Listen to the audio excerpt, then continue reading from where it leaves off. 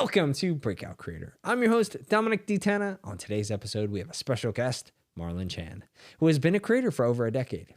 He'll be taking us through his complete timeline as a creator and sharing some of the lessons he's learned along the way. Additionally, I'll be taste testing his new beef crisp product, Yays. So join us as we learn from a seasoned creator and discover the secrets to his success. When I first started on YouTube in 2011, I was huge fans of, I don't know if anyone is going to recognize these names, but like Kev Jumba, Ryan Higa, all these other like huge Asian YouTubers at the time. They like created this kind of Asian YouTube gang pretty much back in the day when I was growing up. And, you know, going to school, my school was like pretty predominantly like a very heavily white school. As a private school in Stockton, California. And I would come home and I would just watch YouTube all the time. And those were like my closest friends. I felt like, you know, on YouTube, I would just like always watch them. I would always hang out with them. And so growing up, that's kind of what I wanted to create myself too, was like a kind of a community or like a group of friends or people that I could hang out with online. And that was one of growing up, I felt kind of weird too, because no one else really knew what a YouTuber was in my high school. Exactly. You know, people kind of understood like a little bit of a concept of it. Right. But I really I just visualized it a lot. I mean, I was just like, I want to do this, you know, and it sounded crazy to a lot of my friends and a lot of my friends' families when I talk about it too. But yeah. How did you get over, like, how did you have the confidence to even post it all? I mean, I didn't. Did you have friends that were doing it at all? Like one person, two people, anybody pushing you to do it? I have a few friends that would, you would see some of my friends in my older videos they weren't excited about being in the videos, but they would be in there because I needed bodies. So I'd be like, hey, get in here. Hey, sit here and do this. I have this idea. Let's shoot it, you know, and then they would just do it, you know, and I was lucky enough to have friends that were just okay with doing that, and they didn't have any aspirations to do like any type of social media or acting or anything. They just wanted to be good friends, and you know, I'm forever grateful for them for kind of pushing me and supporting me in that way. But yeah. Did you start early? Like how were you early? Like 2006 early or how old are you? No. I'm 29. Oh, yeah. okay. I just look young because you do look young. This Asian. All right. Yeah, and I just moisturize every day. Oh, okay. Is that the trick? That's really the trick. Is like getting good sleep, moisturizing, sunblock. Letting you guys know now. And it's like, just take care of your skin because it's you only got one, and it keeps regenerating. And Really? Yeah. Do you think I could fix these things? I mean, I think someday. You don't have. I think you look young to me. Thank you. Yes. 34. Really. Whoa, really? Yeah. Oh, see. Yeah. I thought you were like, I thought you were like my age. Like no. 27. Oh. No. Wow. See. Okay. You actually. Great. No. It's come back as the oldest person so far, but you're. Yeah. I think you're second. Wow. No. Hold on. No. Magic Crasher was here. He's a little older. He's older. Okay. Yeah. Wow, that's crazy. That I'm the second oldest. Third oldest to think about still, I think. Though. That's but good. Yeah, it's weird for me because I normally, when I'm like in any type of like thing, it's like, I'm so used to being like the youngest. Yeah, like the youngest, like, well, we could talk about, I think you're asking me about when I first got started on YouTube. Like how old? How old was I? Yeah, right. I think, you know, the idea was like gestating. Oh, yes. Like, it was like it's gestating. Like it was appearing in my mind. Totally. 2011, when I was graduating high school, you know, I it's kind of like creating content now, right? You have like a little bit of motivation, a little bit of excitement, and you want to do it, but you don't really have a plan or strategy, right? You're just like, oh, I see this guy do something. That could be a good idea. I'm going to do something like it, maybe, you know? And so you start making things and maybe you post it, you know, it gets like 10 views and you're like, that was bad. Was 10 views bad? I mean, what was good? I mean, like, I don't know, maybe like 2 views. 10 views was probably good for me back then, right? Okay. 2 views. I'd get like 2 views, and like 2 of them would be like, one would be like my mom, the other one would be like somebody from Facebook, right? And you just get kind of unmotivated because you didn't really, you didn't have a strategy or plan. And so I'd be like, and that was 2011, you know. I just thought in my mind, like, okay, like what could I do to make a video? And you always have this like kind of like, I just need one video to explode kind of mindset. And it's completely the wrong way to go about it sometimes when you're doing this. And I remember in 2011, I had the idea. And I think in 2012, Ryan Higa, one of the people that I was like a huge fan of at the time, he had a contest. Basically, no way. Yeah, it was like kind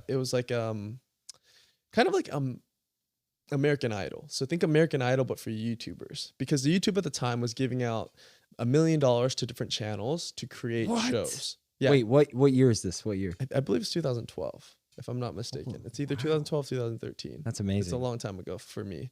But yeah, YouTube was giving out $1 million to different channels and networks to kind of create kind of content, and they gave out $1 million to 10 different channels. And at the time, Ryan was creating the show called Internet Icon. And, you know, I just found out about this contest, and you had to submit a tape basically to get into this contest. You had to submit a tape, and I didn't realize it, but it was like 2 days from being due. And I was like, oh, and I had just like got my friends together, the same ones that really, you know, supported me back in the day or back in high school. This is like my first year into college now. And I just said, hey guys, I wrote this like script. Can you be in it? Or can you help me film it? And they're just like, sure. And I just remember kind of writing this semi-script at that night. Yeah, it was at nighttime. I wrote it at like 9 p.m. at night. And then I went to bed, woke up, filmed it the next day, edited, and then sent it in.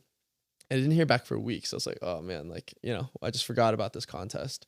Yeah. A couple weeks later, I get an email, and it's like from one of the producers, like, hey, you know, out of the hundreds of thousands of people that submitted from all over the world, you're in like the top 100. Wow. And if you can confirm this email, and if you're over 18, or maybe, I don't know if it said if you're over 18, but yeah, that's the point. If you're over 18, you can come to LA to actually meet and interview in person to see if you can be on the show or not.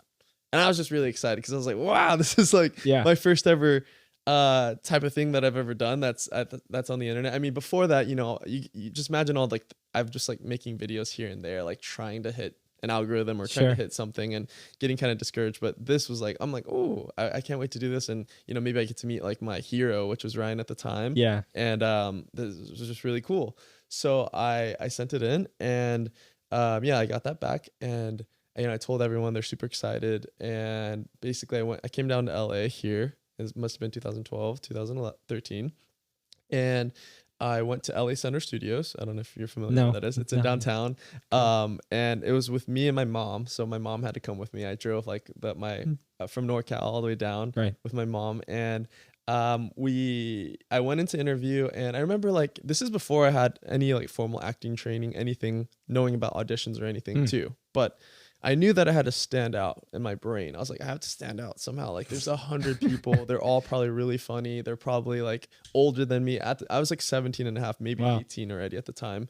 And I was like, I don't know what to do. And I just kept like thinking about it. I kept like rehearsing the opposite of what I did for this podcast. I kept kind of rehearsing what I was going to say and what I was going to do when I got in the room with them, and etc. And I just like was like, I need something to really stand out. And so I knew there was like a female judge on, like, there's like 3 judges. Yeah. Right? It's like American Idol. So it's Ryan, Christine Lakin, and I forget, there's always like a guest judge. Sure. And so I was like, I'm going to just bring roses in my pants, and I'm going to make this like really cheesy joke when I get there. Okay. But no one's going to know that these roses are in my pants. And I'm going to say, hey, Christine, I have something poking me in my pants for you. Okay. Right? I got on stage, like literally, like I waited all day with these roses in my pants. Like I'm not, I literally came. It was like 7 a.m, and I hid roses like, in my pants, and I just like had them stabbing me, and they're poking me. And I'm just like, you know, trying to hang out all day. And finally, I think it's like 3 p.m. we get called in, because that's how these things work. When you're filming, you're just kind of waiting around all day. Wow. Yeah, and I finally get in. They're like, okay, Marlon, you're up. And so they watch my video, they laugh, and I say the line, you know, I go, Christine, you know, and it's on, you can actually see the clip online, but I go like, it's on YouTube. Yeah, I have something in my pants that's poking me.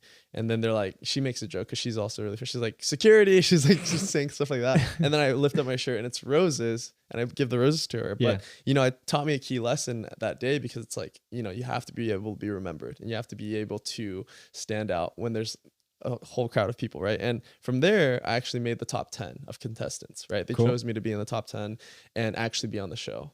And so I was like, oh, cool. And you get to be on the show now, where you're actually like on a Hollywood lot, you're making videos, there's like challenges, you're actually filming videos.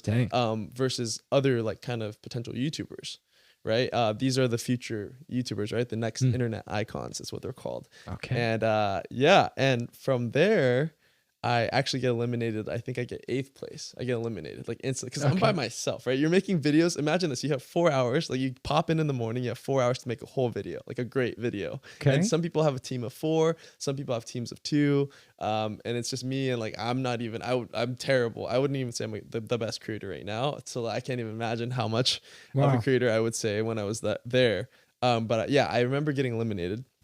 And I was like devastated because I was like, oh no, I'm never gonna be a YouTuber now. Like, oh dang, this is my one shot. Like, dang. I was devastated. I think that was like a really, so yeah, it's really like rough kind of year for me. That next like 2 years for me, right? And in my own brain, I kind of created it myself. But I'd call it I have a term for it now that I'm older. And I called those 2 years my incubation periods. That's what I always called that. Okay, we're a startup. Yeah. Creator startup. Yeah, that creator startup or incubation. Cool. But I remember like I was on like a mini roll before getting on the show of like posting more often. And then I lose the show and I just don't make anything at all. I just don't. I'm just like not creative at all. I just don't want to do anything. I think at the time I was like failing math, stats in college. And also like the girl I was seeing was like, I don't want to see you anymore. Oh, so everything was oh my God. down. And then my parents were like, you got to get a job now. And I'm like, okay. So I get a job at Chipotle.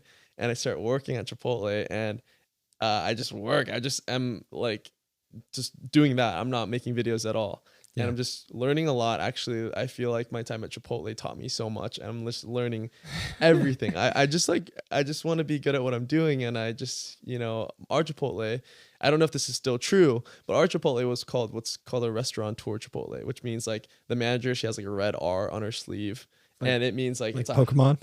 Yeah, it just she has a gym badge. Yeah. No, it just means like this Chipotle is at a higher standard than other Chipotles, and she's actually like making more than some of the other managers and stuff. And, cool. And the things like my Chipotle manager would teach me actually like kind of carried over into like creating later, because like I would get in trouble for like really dumb like she's like like I'd go do the straws and like the napkins and stuff, and like something would be like kind of off with it, and she'd take me over and be like, Marlon, like, if you're gonna do anything, you might as well do it right. And like, and I'd be like, yeah, you're right. Actually, maybe I should do that. And like, I was like starting to like think of these things, right? And then I started to notice like when I was like doing the dishes in the back and they were just piling up and they're like unlimited amounts of dishes, she'd come over and just like show me how it's done too and do it with me and like constantly do it. And I'm like, oh, that's what you're supposed to do. And so I'm like start to emulate her, and I like started to kill these like they're pile of dishes like mountains high. Like it doesn't stop when it's a really busy Chipotle. And I was just killing them. Like my hands were like, I remember, this first week when I started to kind of like copy her style of cleaning. Cause before I'd be like, okay, we're going to just like wash it. Then we're going to like dip it in sanitizer and then rinse it and then dip it in sanitizer and then it's done. But it's like, when you're actually doing it and you're doing it at her level, it's like you're washing it and you're like dipping it, then you're rinsing it and then you're like sanitizing it and you're going and you're like doing the next thing. I'm like, oh, okay, like that's what you're supposed to do. And from there, she noticed that I like picked up these things really quickly, and she's like, hey, do you want to be a cashier? I was like, okay. And from there, she's like, I see that you like to talk a lot. Let's just put you on cashier. I remember the first day being a cashier was so rough because everyone was like the biggest rush would happen, and then she'd force me, like even when it got like really bad, she just like watch me like as like I'm taking change and I'm like doing it really slow, and like people would be heckling me, be like, oh, it's a new guy, huh? Like first guy on the job, huh? First guy on the job. And I remember that I just did that, but eventually I became like really good at it, super speedy, and I could do like the whole line and the cashier at the same time, and I was like, oh wow, I'm like really good at this. And then I started to work there longer, and I was like, I thought that's what everyone's route was. Like you like go from dishwasher straight to cashier and then like you're on to the next thing. But I noticed like some of the guys they were there longer than me, and they'd be like washing dishes still, and they'd still be washing dishes for like 5 months in. I'm like, what's happening? Like, why is there this discrepancy? And it's because, when I noticed the guys back there, they weren't like, there was no like hustle. They would just be like, and they would just like do it and they just kind of get it done. Right. And so my time at Chipotle, it was very interesting for me. It just like, it gave me this like kind of break from being, I guess, creative in terms of YouTube at the time. But I remember during that time, I would like go home and like watch a ton of movies and, write poetry like in my room. And like, I would just like hang out with friends and like try to be a kid for a little bit and like not think about videos. Cause previously before that, I think a lot about videos and like wanting to be a YouTuber and all these things. And I just didn't think about that for a little bit. And towards the end of this year, like that bug kind of snuck back in. Wait a second, hold on. You just skipped a lot of time. Yeah. I'm thinking you're at Chipotle in 2014. Yeah, 2014. Okay. It's like a year. I've only spent a year there. So I mean, like Right. 2014. So how'd you go from Chipotle to, getting inspired to again to post on YouTube? Okay, Because well, it seemed like you were working on YouTube in like 2016, right? Yeah. Yeah. Okay. So I can explain more of like, what do you need 2013 then, right? 2013. I mean, after Chipotle. How'd you go from Chipotle to YouTube? Oh, again? well, no, Yeah. I was getting there. Okay. I was getting there. Yeah. No, so like Chipotle is that incubation period, right? I'm living in, I call her, she loves me, my white grandma's house, Marilyn. I don't know if I can say that, but sure. she is kind of where my college is. She's like the closest thing to my college, and my parents' house is like 2 hours away. So I live at this lady's house who's not really actually my grandma. There's just this part that's actually the key part that's missing here. Okay, that's good. And I call her my white grandma, but where did this lady come from? She found her. He just looked her up on Craigslist. Yeah, basically. No, like my sister, she lives in Sacramento. Okay. And it was asking her friends like, "Hey, do you have anywhere that my brother could live because he's gonna go to school here?" Okay. Right? And then this other lady was like, "Oh yeah, I know this woman. She lives like in Sacramento. Your brother, she'd like probably have your brother live there, and maybe he could help out around the house or something." Right. And so I went to go meet this lady, and she was super nice, and she's like, "Yeah, you can live in my back room, and like sometimes if I need help, you could help me." And she's just like an older woman. And that turned out to be like an amazing part of my life. And yes, this works into my YouTube career too, because being, I guess, separate from my actual home, I think really helped that too. Like being out of that, like kind of like, I'm kind of an only child in a sense. My sister's 8 years older than me, so she's never mine. Really. My older sister. Oh, yeah. Wow. Yeah. Younger sister's 30, but wow. Yeah. I'm not an only child. Oh yeah. I mean, I'm like, my family's kind of complicated where it's like my sister's not technically my blood sister, but she is mine. What? Yes. Really? Swear to God. What? Yeah. Yeah, she's like my sister. I will do anything for her, but she's not my blood sister. And she's my half sister. Oh, okay, okay. I love cool. That's sister. still amazing. Love you, Crystal. Yeah. My sister Pauline, she's the one who basically found this lady for me to live at, house that I would live in. Yes. And you're living in a lady. Yeah, living in a lady. Yeah. But basically at my white grandma's house, Grandma Marilyn's house, this is where I was able to kind of like, I was going to college, so I was making a little bit of videos, but then also I took that whole break, right? The Chipotle break, where I'm like, the Chipotle. Yeah, I'm just like working at Chipotle because I have to have a job now, and I'm going to school, and I'm like, I don't really want to go to school, and I'm writing essays in my class about like, things I've done with like the contest of internet icon and stuff, and things like that, and like I'm getting notes back from teachers. Like some teachers are really cool about it though. They're like, "Why are you in school then if you want to go do this?" Like they'll like pull me aside and be like, "It sounds like you're really passionate about this. Then if you're getting this kind of exposure or something like that, why do you want to do school?" I'm like, I just didn't really think about those at the time. What they're saying. What did you go to school for? I was just getting my general education at the time. Okay. Yeah, I didn't really have like a pick at the time. But so anyways, at Marilyn's house, my white grandma's house, so I've always like loved food, right? So like Chipotle, this like another thing about Chipotle would really unlock my creativity there is that at a restaurateur Chipotle, if you can sync this back up to when I was talking about restaurateur Chipotle and the gym badges, you actually get like unlimited food if you're a worker. Like you can eat as much as you want. Okay. Right? Like at a normal Chipotle, I don't know if they changed. Can you bring it home with you or no? I don't think that you could, but I mean, like, you can't like stock up on it, right? And you get like 2 Chipotle like burritos and take it home, but you can eat like before your shift, during your shift, after your shift. At least I never got in trouble for it. Life. And I'm sorry if you're getting in trouble for it right now, but yeah, no, like if you're working at like a regular Chipotle that's not restaurateur, you get 1 meal a day, apparently, allegedly. Okay. But I don't know if these are all the same rules anymore because things have changed. When I went to some Chipotles recently, like I was like, oh, that's different. Like 8 years ago. Yeah. But that really unlocked a lot of my creativity because I wanted to make different meals there, right? You can't just eat the same type of compositions of like Chipotle meals every single day, right? So I made crazy like different hacks. Before there's all these hacks that you can find on TikTok and stuff now, like I created so many that were just like, because you had to, because they're just like the same. You can't just have chicken, rice, beans every day. Give me an example. For example, one of my favorite Chipotle burrito hacks is called the sweet and spicy crunchy chicken burrito. Did you make it up?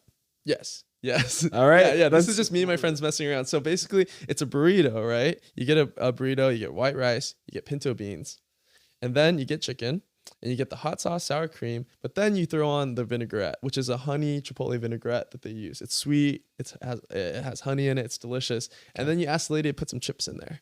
But normally, like, the lady would be the lady I work with, so she'd do it for me. So I don't know if you can do this, so don't try to do this. Or you just buy the chips. Some chips and put it in. Yeah, put it in. But yeah, cool. You put it in there, and what you get is this really like juicy, crunchy, spicy, sweet chicken burrito, and it's delicious. Dude, I love chicken burritos. I have to go try that. Yeah, and then if you eat it enough times, like what I would do.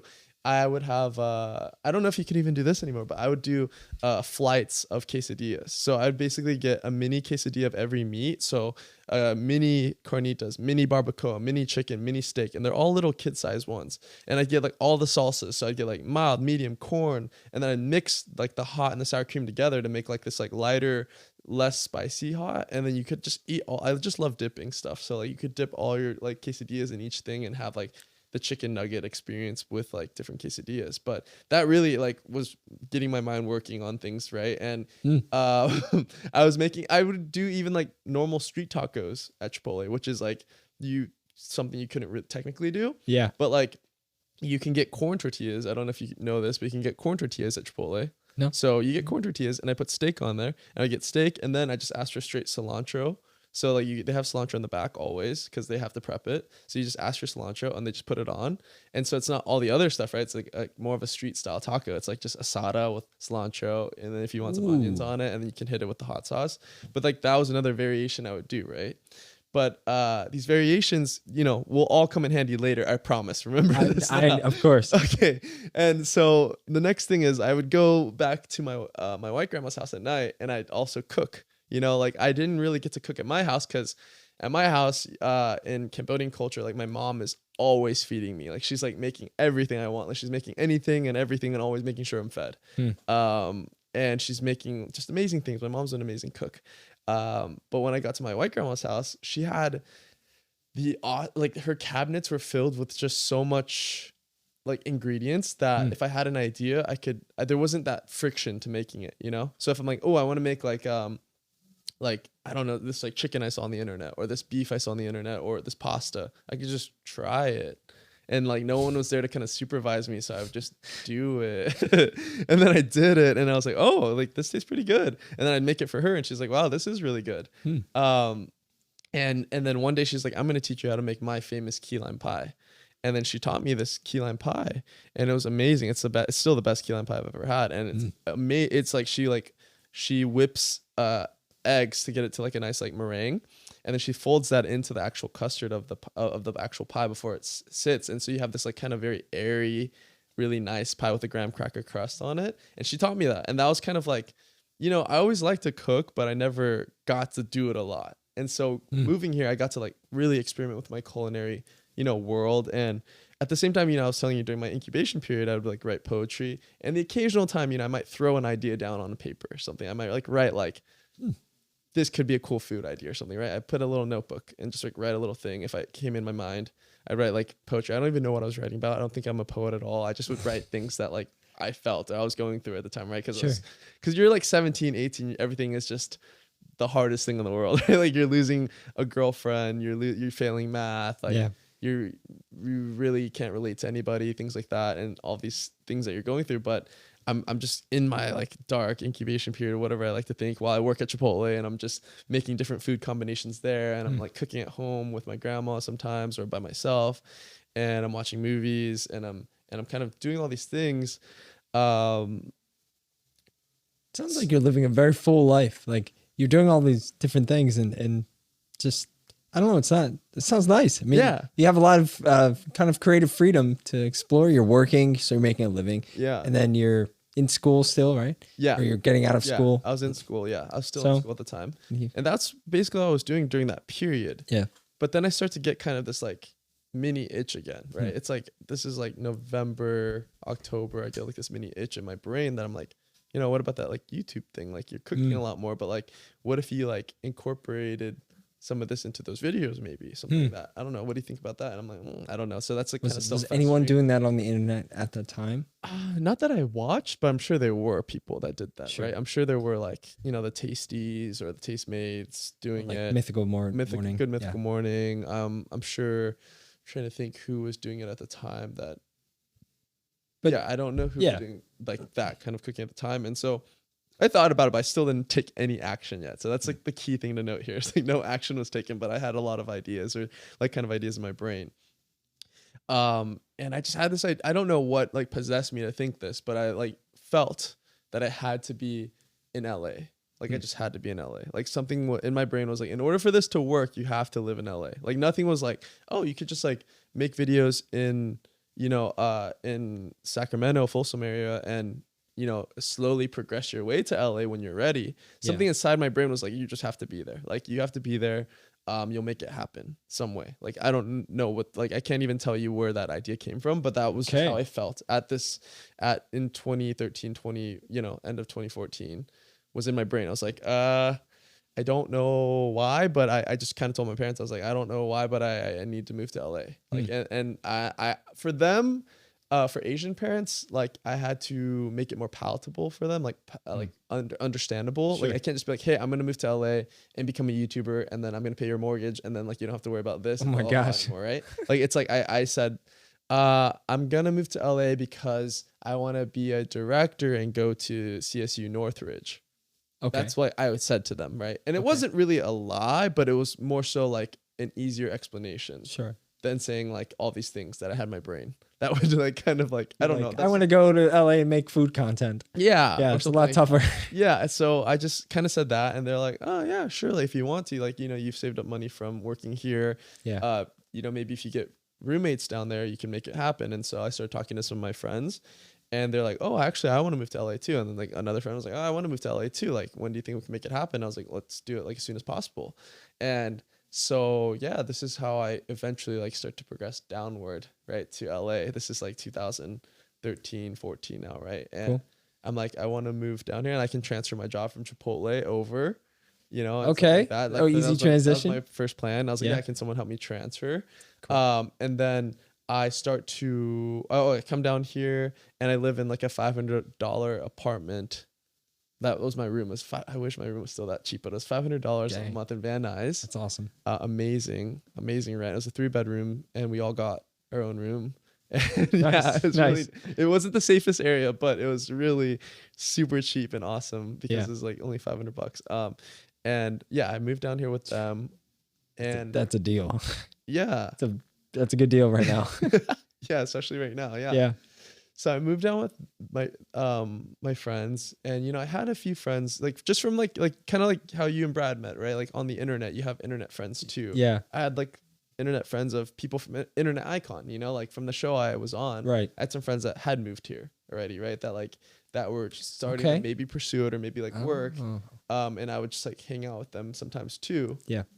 And I started to kind of I at the same time I was working here also in LA, and then I got into an acting class, which was really, really awesome for me at the time. I got into an acting class because one of my roommates, one of my friends, he wanted to be an actor, and so he went to this like open class, and then he brought me, and then we both were sold. We're like, okay, we have to join this class. Like, this is awesome. And that lady would become like my mentor for like the next 6 years after that too. Wow. And like kind of how would I describe her?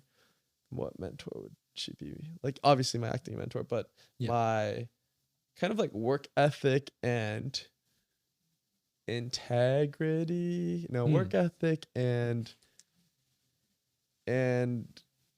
yeah, like work ethic and confidence about life kind of mentor in a sense too. Yeah. I learned a lot in this class, and, you know, my parents didn't really know I was in acting class when I first went to LA too, but going there really opened up my mind to, you know, making sure things aren't really a hobby. Like, it was very serious. You know, that class was very like, you walked in and you had to like put your phones away. It was like that. Like, everyone has to put their phones away. You had to be there every Wednesday, Saturday, and there's like no missing that. And then when you get to the advanced class, you have to be there every Wednesday, Saturday, Sunday. And then when you're in production, if you ever are in like a Shakespeare production or any kind of like production that they're putting on, you have to be there every day, right? And it's like this kind of like 7 days a week. Yes, every day, 7 days a week. And you had to be like dedicated, right? It's dedication. But I was in that class, and I think there's a big turning point for me there where my roommate, one of my roommates, he actually walked in to class, and there's like specific rules in this class. So you have to dress like a certain way. You have to, make sure you like actually showered coming in. And she has reasons for all these things, but because she always felt that how you kind of got dressed, how you like kind of presented yourself was how you kind of felt about yourself that day too. That was her like mentality. It's like, are you getting ready for yourself today? Are you like feeling good about how your hair looks? And are you just like, how are you like showing yourself to the world, you know, and, or just even for your own self, and she read into a lot of those things about what you would do and how she was very intuitive in that way. And one day my roommate walked into class, and he was wearing these, I think he might have forgotten, because we're all supposed to wear like shoes that have laces at the minimum. Like you just have to have laces on them. They can't be slip-ons. Right? And he wore these like slip-ons in class, but what made it worse was the slip-ons, he like stepped on the backs of them, so they became like these kind of like slippers, they're like these other schools are Crocs. kind of like Crocs, but like worse. Open. It was worse because like you're gonna get in trouble for slippers or like slip-ons, but you're gonna get like destroyed for slippers, right? But he was like sitting there, and then I just remember him and she's not like, she's like very much so like the kind of tough love type of teacher, it's not like a very, hey honey, like you wore the wrong shoes today. It's like, I'm gonna like rip your head off, teacher. And sometimes that's what you need, and sometimes that's not what you need, right? It's very it depends on who you are and where you are in your life at the time. But when he walked in, she looked at his shoes and she was like, Blink, his name, she was like, Blink, I know why you're not progressing anywhere in your career. I know why your rent is so cheap. I know why dang, like you haven't gotten an agent yet, all these things, right? And I was like, bam, bam, bam. And then I was like, okay, why? And then she I didn't say anything, but she said, she like brought him up as an example, right? She's like, look at how he's dressed and why this is the reason. Look at his shoes. Because they're so comfortable, I can tell this is how you do one thing is how you do everything. And that's what she would say. Wow. That was her biggest thing. How you do one thing is how you do everything. She's like, I can tell by the comfort of your shoes, that's how you're probably doing everything else. You're probably working at a comfortable job. You're probably wearing comfortable clothes in your daily life all the time. And you're probably taking the easy way out on a lot of things you shouldn't be doing, right? And I remember sitting there like, whoa, like, oh God, like she's right though. Like I live with this guy. I know what he's doing. She's 100% right. I'm like, oh, wow. Okay.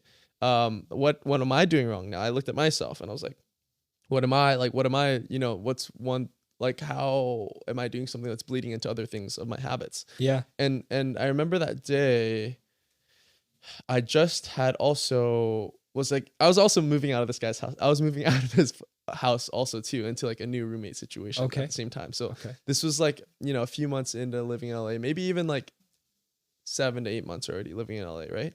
I was moving into a new living situation with one of actually my cousins who's actually an influencer already too. He's a YouTuber, big YouTuber. Cool.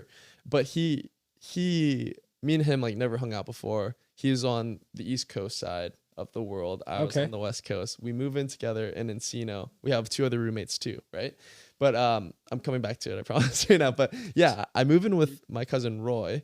And at the time, he just left his like 3 million subscriber channel. Like he's like done with it. He left it. There's a whole long story with that. But he basically, he built this channel up with one of his partners, and things just weren't working out. And he just decided like, hey, like no hard feelings. I'm going to make my own channel, right? So he starts from zero. Sure. I'm moving at the time. I'm also like kind of starting to post again slowly here and there, but nothing like real. Like, what I'm saying, like when you say experimenting, it's nothing real. But when I had this moment when I was in this acting class, I looked at the shoes and I looked at the story and looked at what she was saying. I was like, okay, fine, Marlon. What's like one habit that you could do that could bleed into everything else? If it works this way, right? If it works that you could be so comfortable that it like holds you back in every aspect of your life, then what's like one habit that doesn't have to be crazy? Just what's one thing you could do that's like what's one trait that you want? And I was like, I want to be consistent. I want to be really consistent. How do I do that? And so I tried to craft a habit that was really simple that I wouldn't mess up. And so I was like, I'm going to floss every day. And if I floss every day, I'm going to post a video every day too. I tried to like mesh those habits together. That's important. And, I remember thinking that, and I was like, okay, well, I'm just gonna start flossing every day because I've never done this my whole life, and I'm gonna post a video every day. And I just said that to myself. I had no content strategy, no upload strategy, no anything. I literally was just like, I'm gonna just start posting, and hopefully this will work, and I'm gonna start flossing. And so, through flossing is funny. It is, right? How'd you come up with that? Why? Because it was like, I really like my teeth. I've never had braces, and awesome. I just never could floss consistently, and it shouldn't be a hard thing. Like, to me at 29 now, it's not, right? But when I was younger at 21, 22, 20, I was like, everything is hard. Like, you're not like, if you're not consistent at it, it's like, it's hard. And so I just chose flossing. I was like, maybe I could be really consistent with this. And so I started flossing every day, every night. Like, I just figured out a way to floss. And then no matter what, even if it killed me, I'd post a video. And, my early content was like the things I'd be seeing online. It's like vlogging. Everyone's vlogging at the time. So I just started getting my bearings in vlogging. So I'm trying to vlog every day so I could have content to edit potentially and then post, right? I'm just trying to think of things that I could potentially make a lot of and post. But then when I started vlogging more, I'm like, wait, I'm limited to like the day that I'm filming, and that's all because I have this content. Right. And then I can only post that. So like, what else could I do? And I remember thinking, like I could try some gaming content. So I started like trying to play with some games and stuff and like batch film those, and I'm like, okay, and I'm batch filming those and cutting it together and editing it. And so you can kind of see if you go on my YouTube channel, you can literally see the progression of everything. You can go scroll all the way back down to 2011. You can watch my progression, because that's the coolest part about YouTube. That's the coolest part. Is what I like. Yeah, it's like you can actually scroll back and see like, here's Marlin trying. Oh, he got like a little weak here, and then he just gave up for like a year. And you can see all of this timeline as I'm talking, right? If you really wanted to. And you can see that I was getting into like the vlogging aspect of it a little bit. And then I'm like trying to figure out what I like to do and what I'm doing. And at the same time, I'm living with this guy who is an influencer.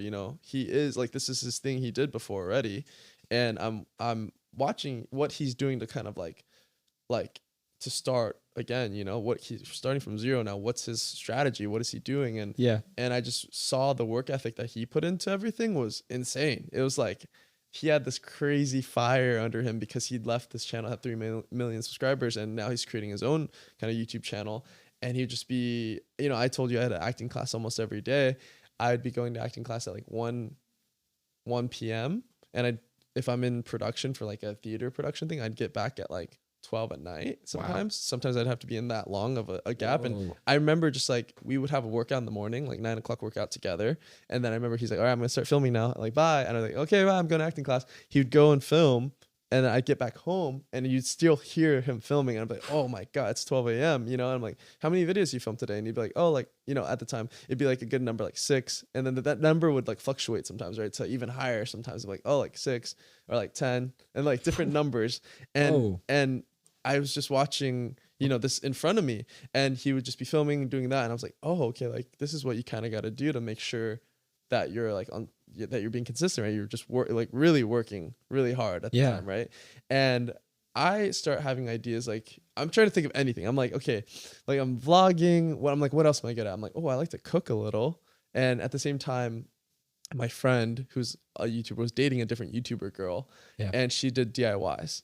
And I was like, it's similar in like the Brad mentality that, how Brad, he kind of does these parodies of trends that are happening, right? Like, and I think that's a fantastic way for anybody to get into creating content. I think it's like emulating content or like putting your own spin on it is like massive. And I remember doing that too for this DIY girl. It's like, it starts off from a form of like making fun of it, right? It's like DIY content. Like it's very girly. It's like, this is like how it is. And then she's making, I don't know what she's making. She's underwater basket weaving, whatever it is. And then like, it's like, wow, this is like the perfect underwater basket for your bedroom. And I just thought like, that was like, I just saw that whole niche and I just looked at it all and I thought it was so funny that like I wanted to make something like this, and they were all getting good views. So I was like, what's like a funny way of doing this?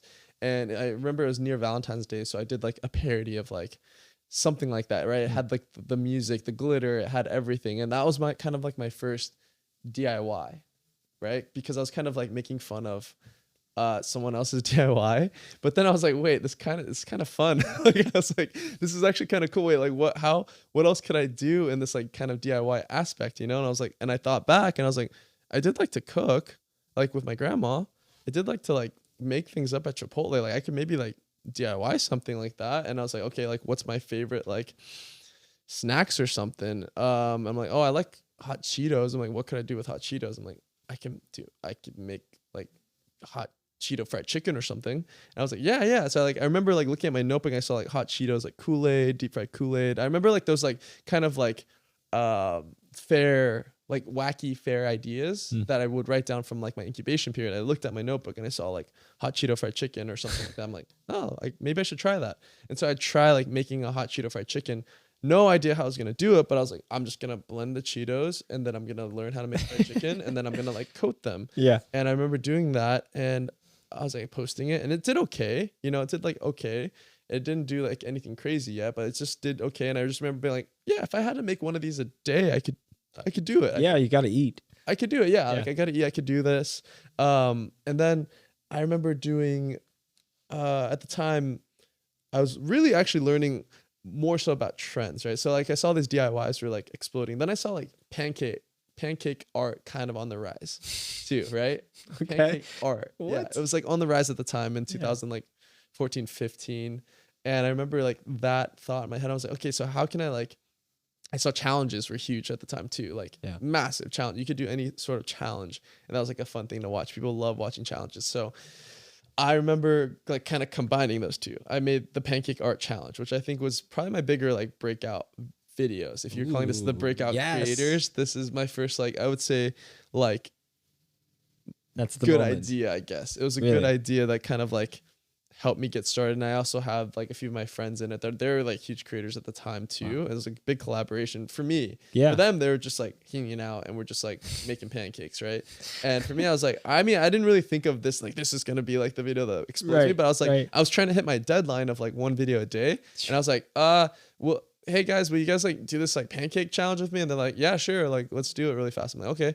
And so it's basically the concept of the video is that we would just pull out of a hat and you have to draw whatever's on the paper in pancake form though. Okay. And then you like judge it, right? And that's the whole concept. That's great. Yeah. Yeah. And then from there, other like YouTubers started doing this concept. So I did it. And then like a few other people did it because it just did so well, right? Yeah. And then they did it. And then that actually drove more traffic to like, cause I'm like one of the originators. So it's driving a little bit of traffic back. Right. And so I was like, oh, that's really cool. And that was kind of still in that same world, right? It was still like food. And it's still like, you're doing it yourself. Yeah. And it was like fun and you're challenging your friends.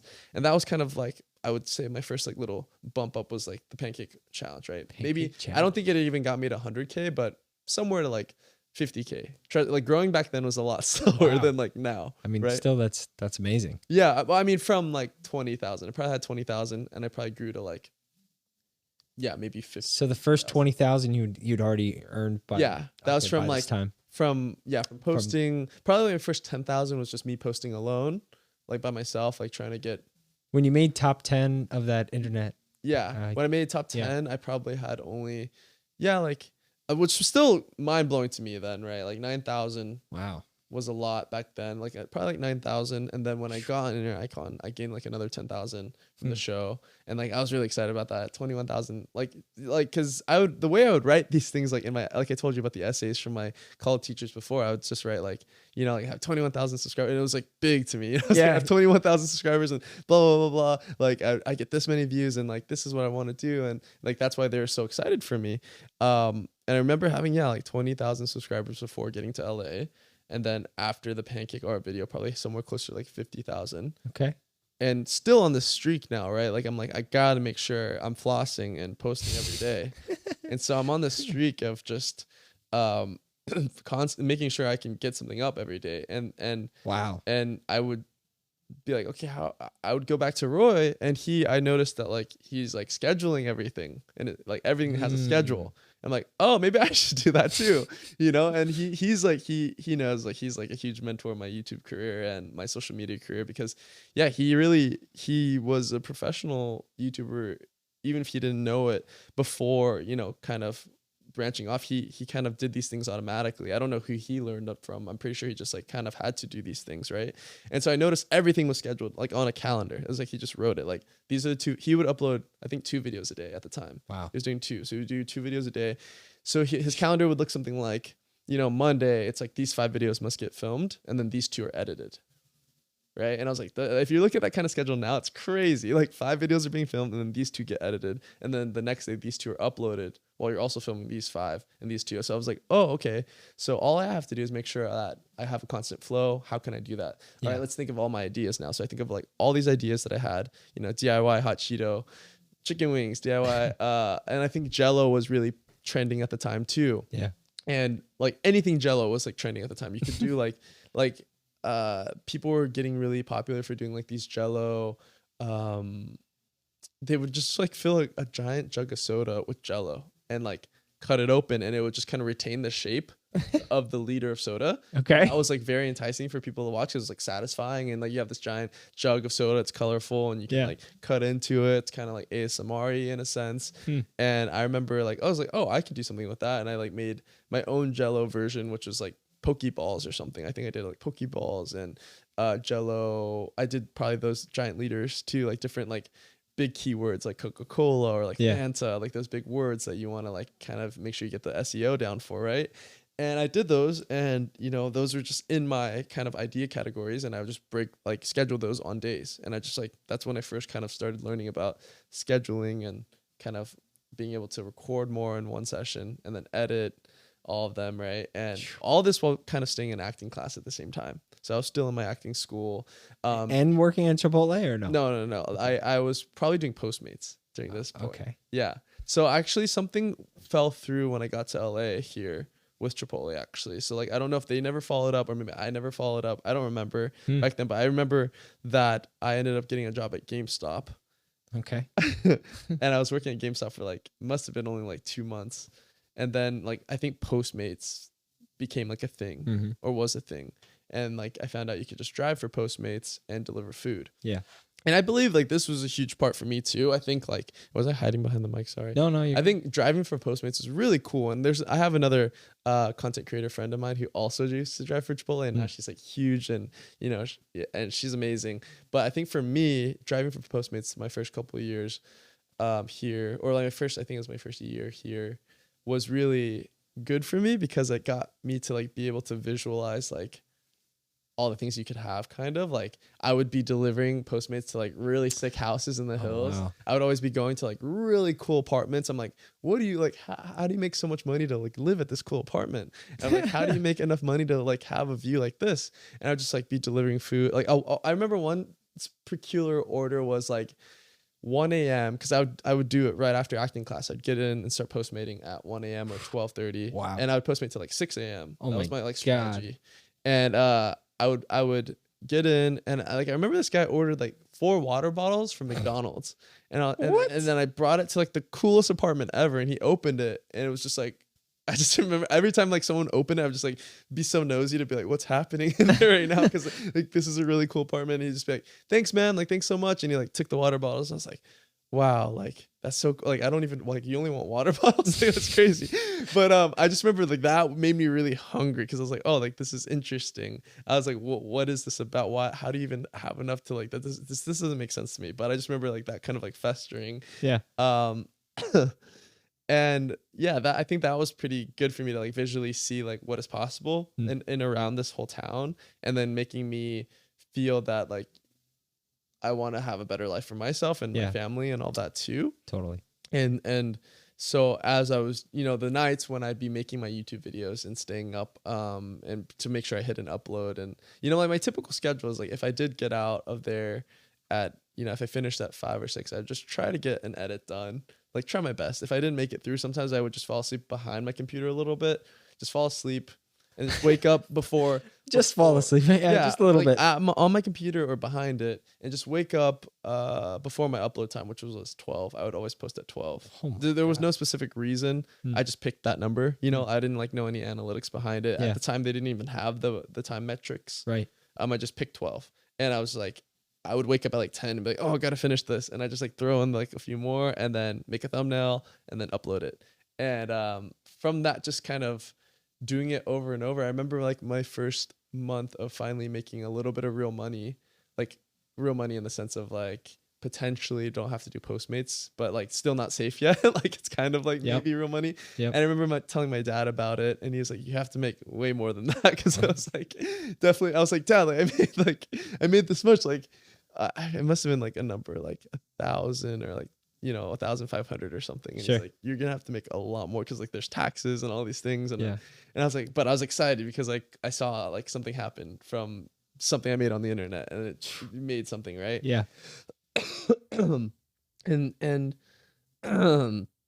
so I kept posting that year. I like learned a lot from my cousin Roy, watching his work ethic, watching, I think big takeaways I had from living with Roy is like, obviously one is like work ethic, consistency. The next thing is like, what's the next thing? It's like being able to do something really quickly. I don't know if there's a word for that, but like, what would you say? Like being efficient, but also no, like, let's say you saw a trend.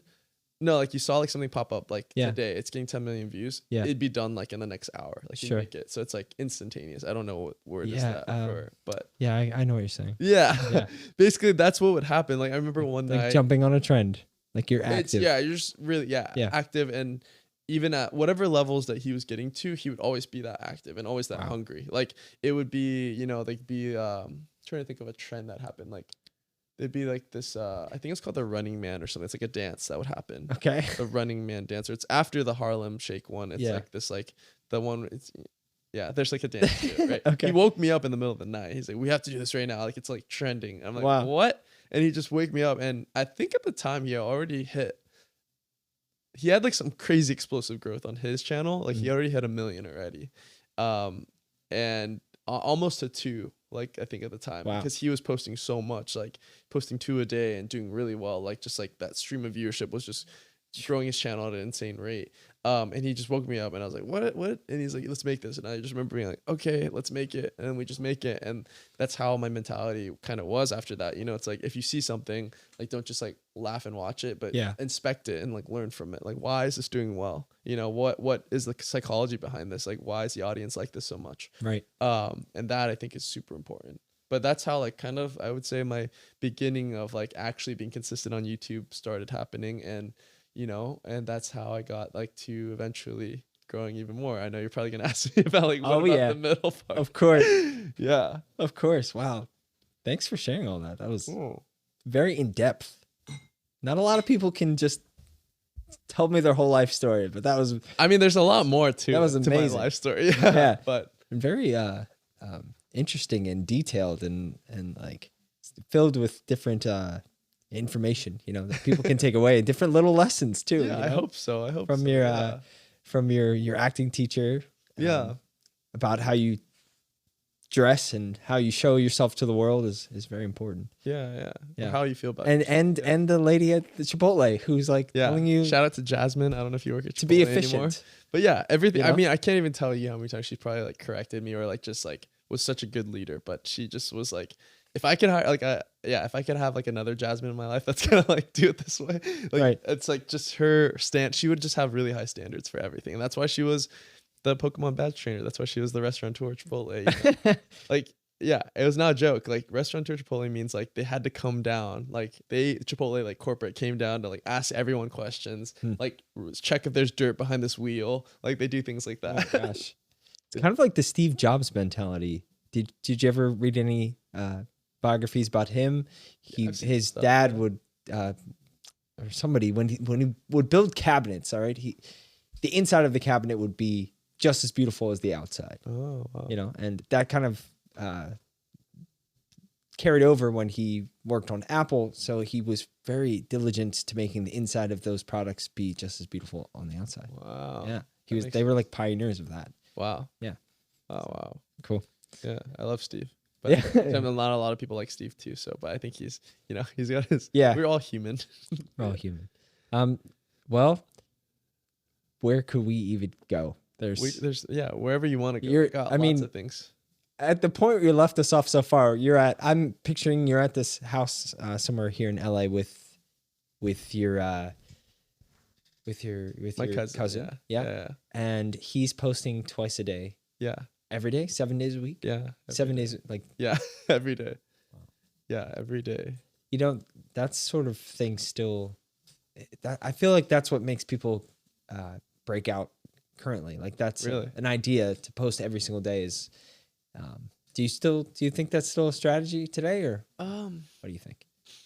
Let me think. I think yes. I believe it is still a strategy. I think it's still super viable to post like a lot every day because I think you can get better really fast that way, you know? I think it's like at an early stage, I think it's really great to like kind of see what you like and post like a bunch. Like I would say for like Brad, for example, like he's killing it. He's really consistent. And I think he's just trying a lot of things. And then from there, I think you would go really consistent, building that muscle, that creativity muscle and the consistency muscle, and then kind of refining, like what are like looking at my analytics, looking at data and being like, what are my, you know, top growing, like performing videos and how can I kind of make these even better? So did you ever like repeat video ideas or go yeah. back and revisit things? Yeah. Yeah, I mean, you know, in order to stay on kind of my schedule, I had to like things that like kind of like in that situation, my big growers, right? So I knew like, oh, like after Hot Cheetos started to do really well, I was like, oh, okay, like this is like I love Hot Cheetos. This makes sense. It's like I love it personally. You can see it when I'm eating something that's involving Hot Cheetos. Like I'm just happy. Yeah. So I saw that like, okay, what else can I do with Hot Cheetos? And so for me, I maximized the like. I mean, I pushed the boundaries with Hot Cheetos for sure. And even at one point, all the way from pushing the boundaries with Hot Cheetos, I like eventually, you know, had to have like, there was a restaurant that was using me as advertisement. No way. Like, I had lawyers had to like send them a cease and desist a long time ago because that's how big I was pushing the boundaries with Hot Cheetos. And people were just using, they were just using Hot Cheetos on everything eventually. And I mean, I can't say like I'm the originator of all of Hot Cheeto content ever in the world, but I would like to say that there's some really cool things that I made some. I made some cool things with Hot Cheetos. You're a Hot Cheetos pioneer. Yeah. And like, I remember, of course, like I would walk around and there's a Target in Glendale. I would always walk around. And that was how Roy got a lot of his ideas too. He loved to go to Target and I would do the same thing. We just walk around on a Monday after working out and we think of like 3 video ideas. That was like a training thing we did. We just think of 3 like viral ideas. Like we'd just be like, you know, he'd just look at something and be like, and at the time he was exploding for filling his bathtub up with things. Like that was his huge thing. Like he would do like Jello in the bathtub or like all these different things in a bathtub. Like it'd be 1,000 Legos in a bathtub. You know, that was like he created that niche in that sense. Yeah. And I remember like just like I saw like a soda machine thing and I was like, oh, that like I'm gonna make that. I'm gonna make all types of soda with that. And I just remember like, and if you go to my channel, there's like I don't know, 50 videos. I don't know actually know how many videos. Like a soda stream. Yeah, like a soda stream. Okay. And I just saw it and I was like, I'm gonna make all kinds of soda. Like not the ones that they sell you, but I'm gonna make like Hot Cheetos. No way. I'm gonna make like Starburst soda, Jolly Rancher soda, every kind of soda you could possibly make because I have to post a video every day. So so I just looked at that and I was like, that's what I'm doing. And I remember, just bringing the soda stream home and then just writing like ideas. Like, okay, so like Jolly Rancher soda, Hot Cheetos soda. Wait, what's the most disgusting soda that you made?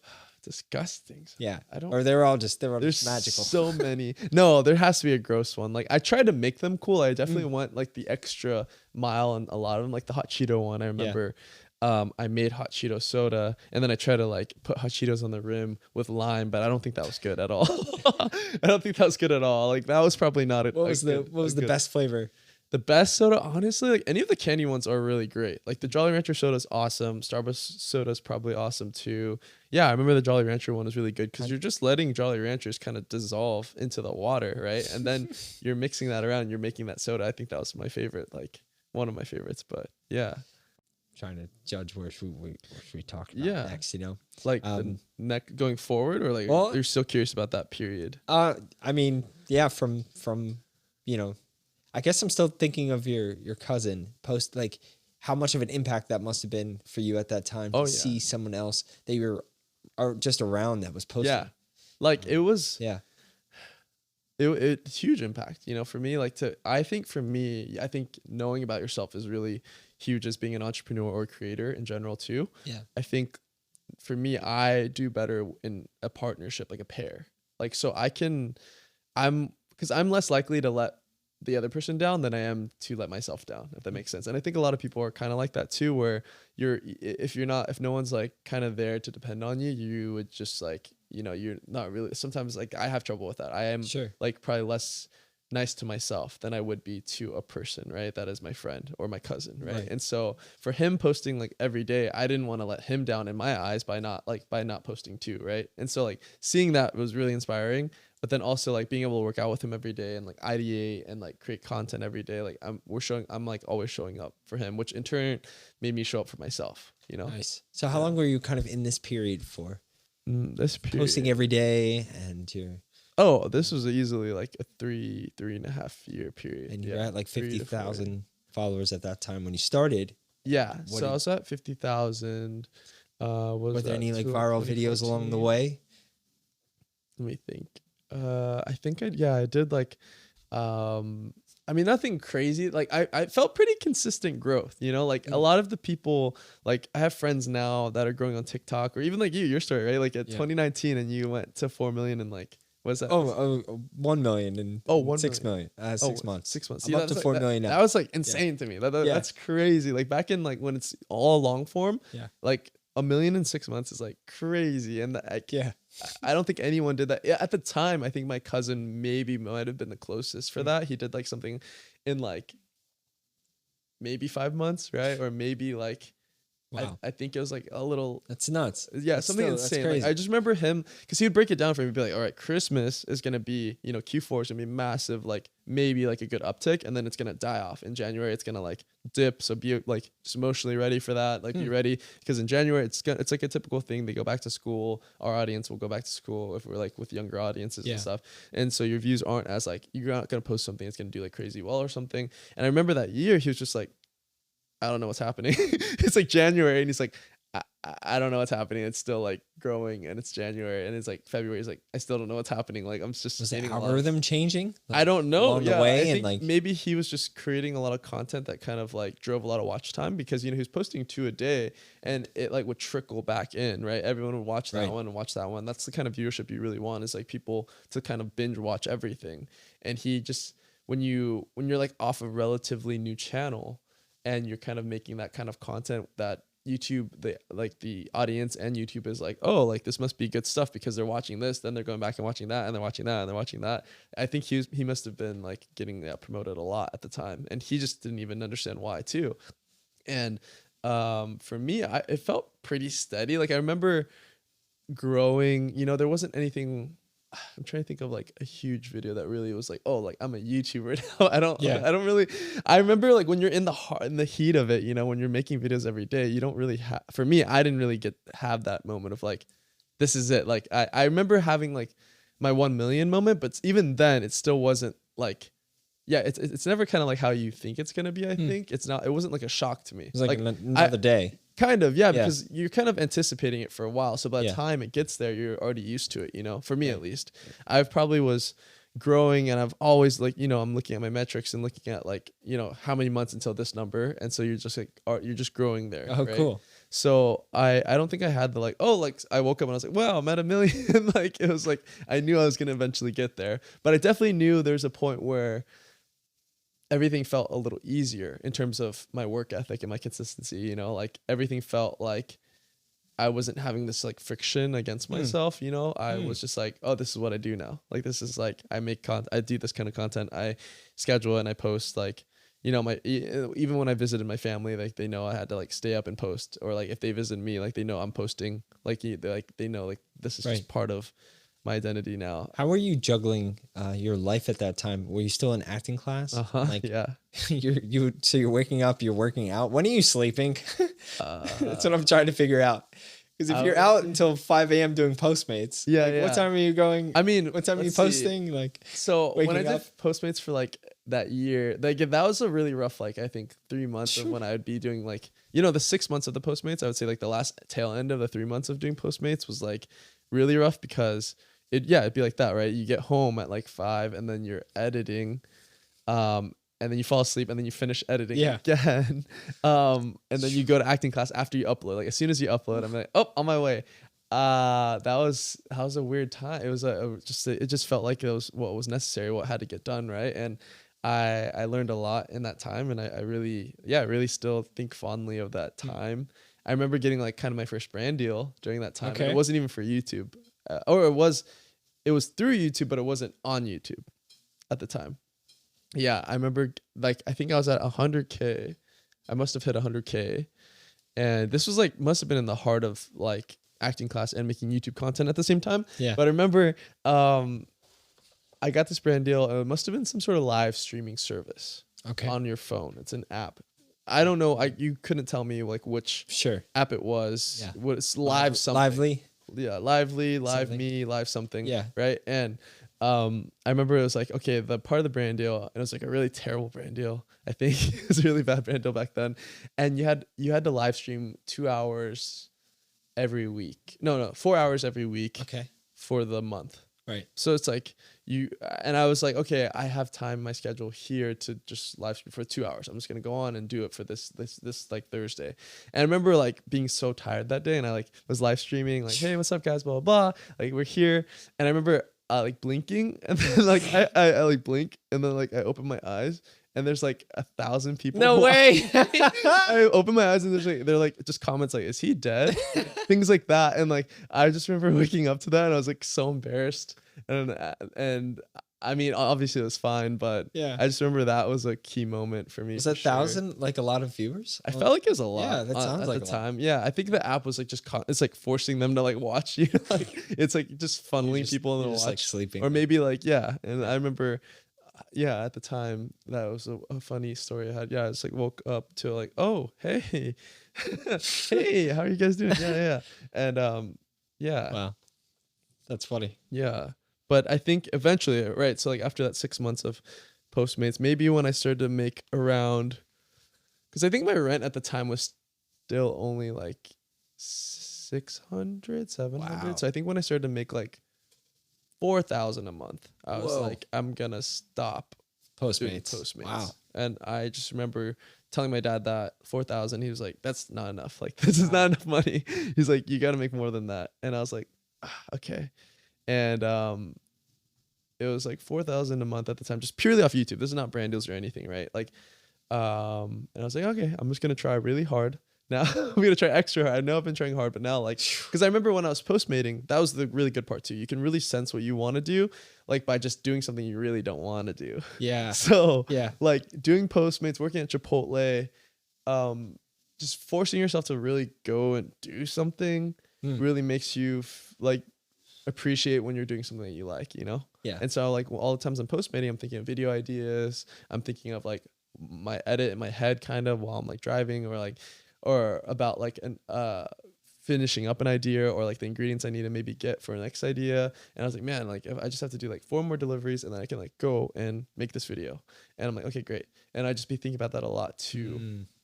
And sounds like it contradicts the other things of like, when you have an idea, you should go and do it. You know? Yeah, yeah. So maybe there's some dissonance there happening in the background too. Yeah, but it like I just would write them down, but also it was just like, okay, I can't do it. You know, I have to like Postmate right now. Sure. Yeah, but it definitely like helped me point my like compass, like, oh, okay, I definitely want to make videos. Like it made me sure of that, and then it made me more excited to be in the kitchen making those things, or filming those things, or editing those things, because I had that kind of like that thing that was like I didn't want to really be doing. So when did you stop working at Postmates, or with Postmates? Must have been into the end of or either the beginning of 2015 or like the end of 2014 then. So you've been like making a full-time living doing content since then? Yeah, probably like since then. Yeah. That's amazing. That's incredible. I mean, that's like 7 years now, man. Yeah. that's one amazing. I think I hit my, actually, I'm not going to look at it.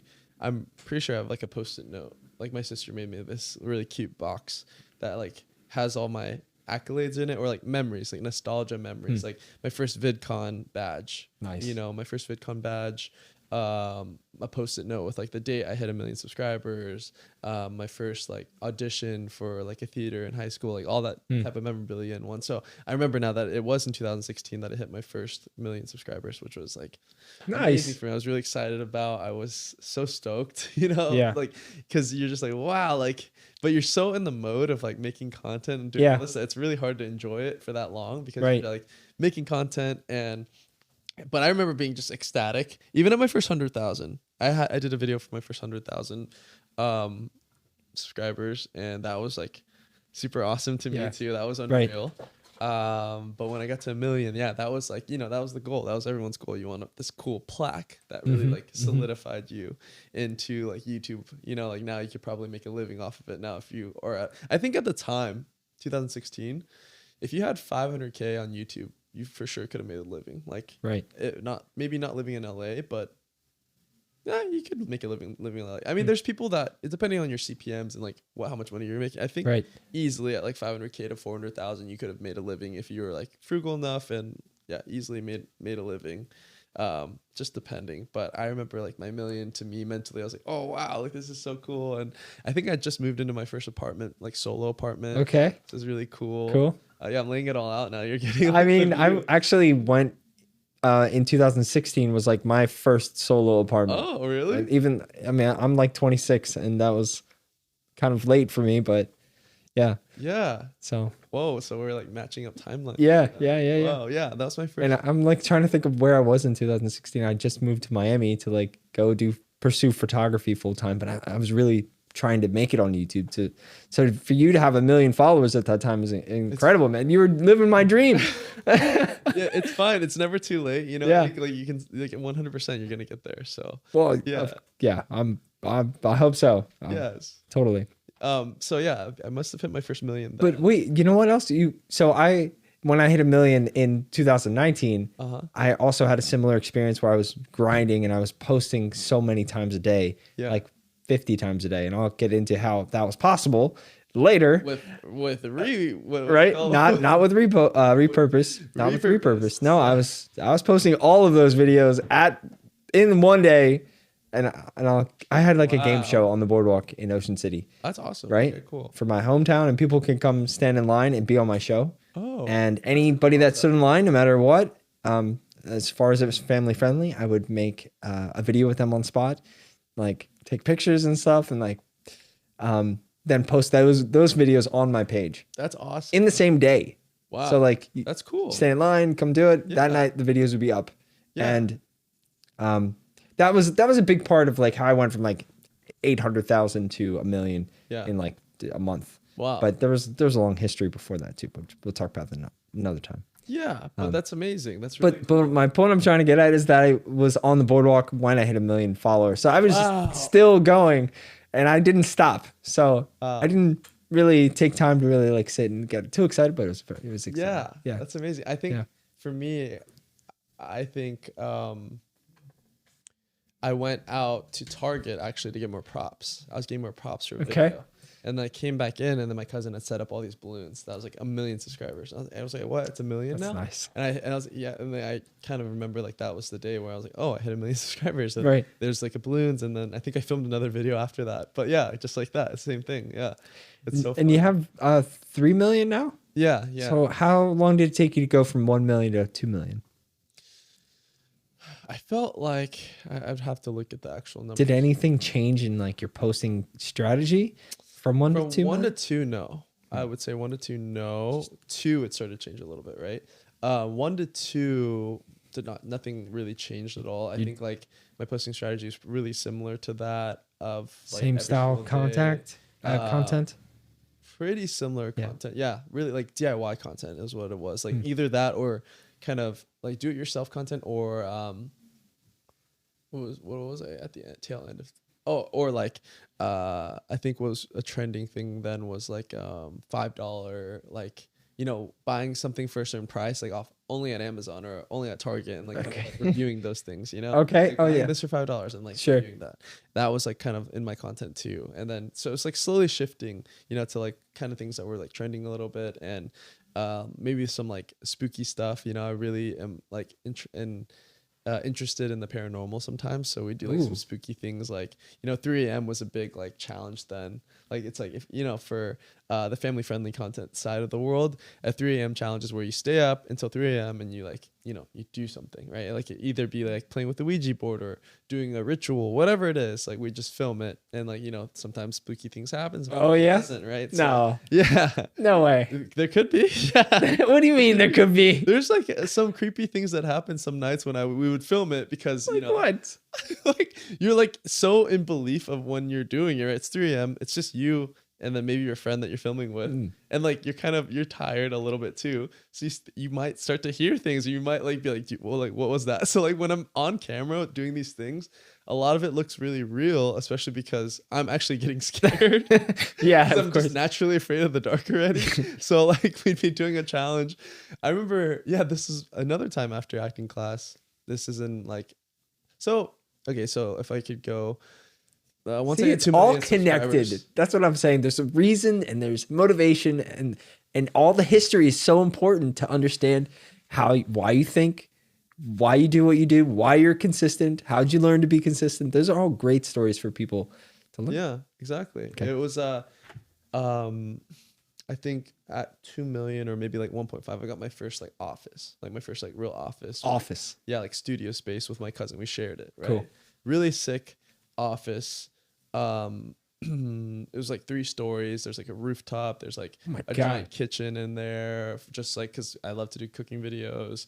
I think I hired my first assistant then, was at like 1.5, because I knew like I would hang out with other creators, and you have to like, you're just like, what are other people doing that's making them successful? And like a lot of them were like super organized. They also like had like multiple editors, and they had like assistants and things. So I was like, okay, let me just like start with one assistant and an editor. Sure. And that kind of like worked out. I had one of my cousin's really good friends was moving here, and he didn't have a job.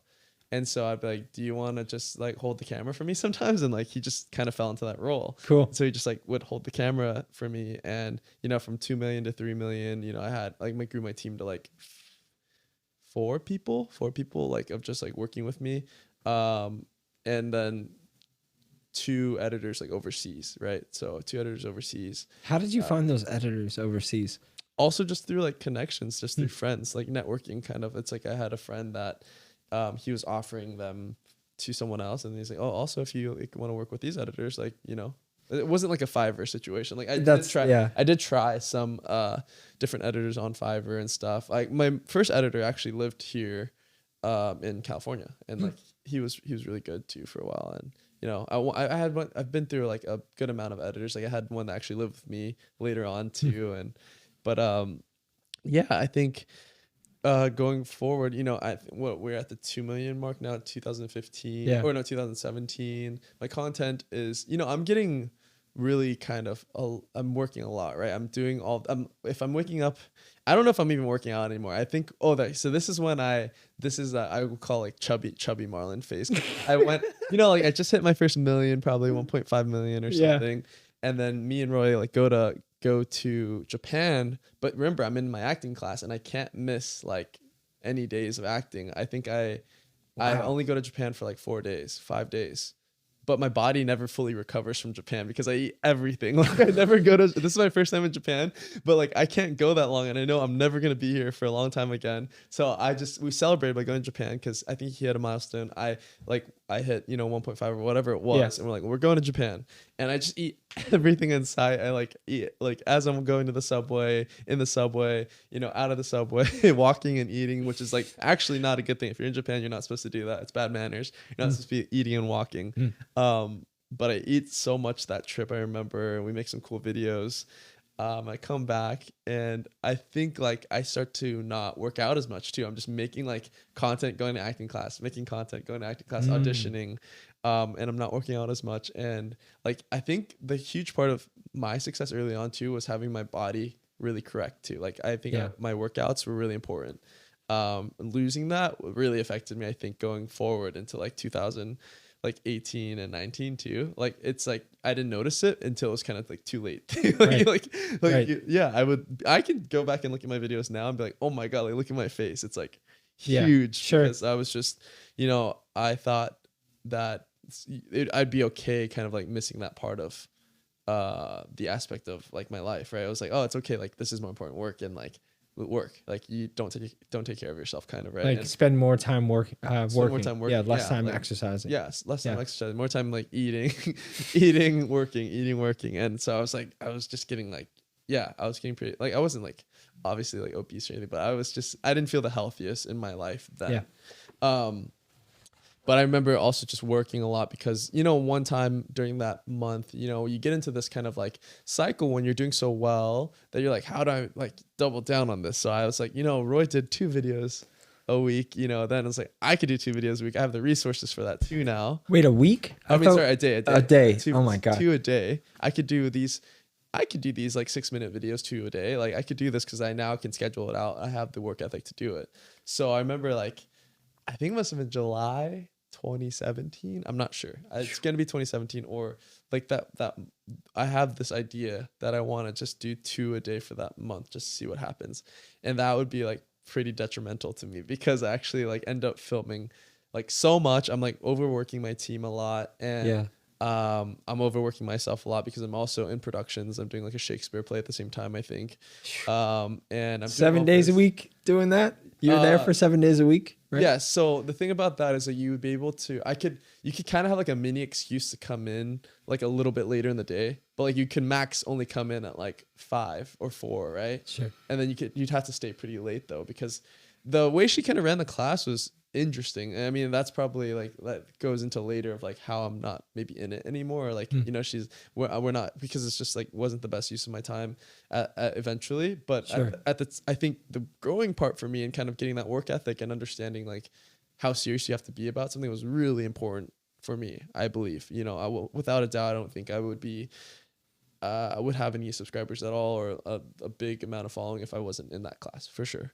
But I remember like it was just really taking a toll because I'd be in like acting class or rehearsing, and then also filming, like 4 videos a day, trying to make sure I'm ahead. But like they're just like 4 different ideas, right? And I'd have one of my producers just be like, all right, here's the videos, this is what we're doing, and I'd just be like, okay, and I'll just go into the next thing. And it kind of felt like for that year I kind of went into like autopilot because I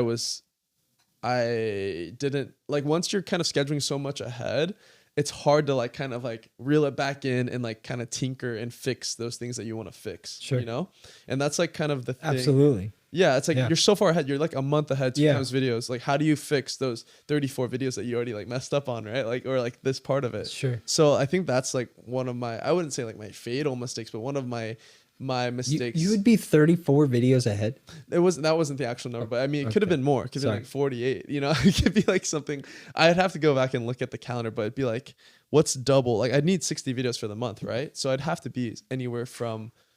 Oh wow. You know what I mean? Yeah, anywhere 34 is 30, like 15 days. Yeah, exactly. Because it's 2, 16. 6-minute videos, or 2 like 6 to 8-minute videos. And thumbnails and titles and metadata and description, all of that too. Wow. And that was just one platform that, that was me not even thinking about. There was no like, I wasn't really focused on Instagram or anything at the time either. But I remember kind of that kind of experience really burnt me out from my channel. And at the time too, I was getting like a little burnt out from that. That must have been what, 2017, 18? This is what I want to also talk about, is your version of burnout and how you dealt with it. Yeah.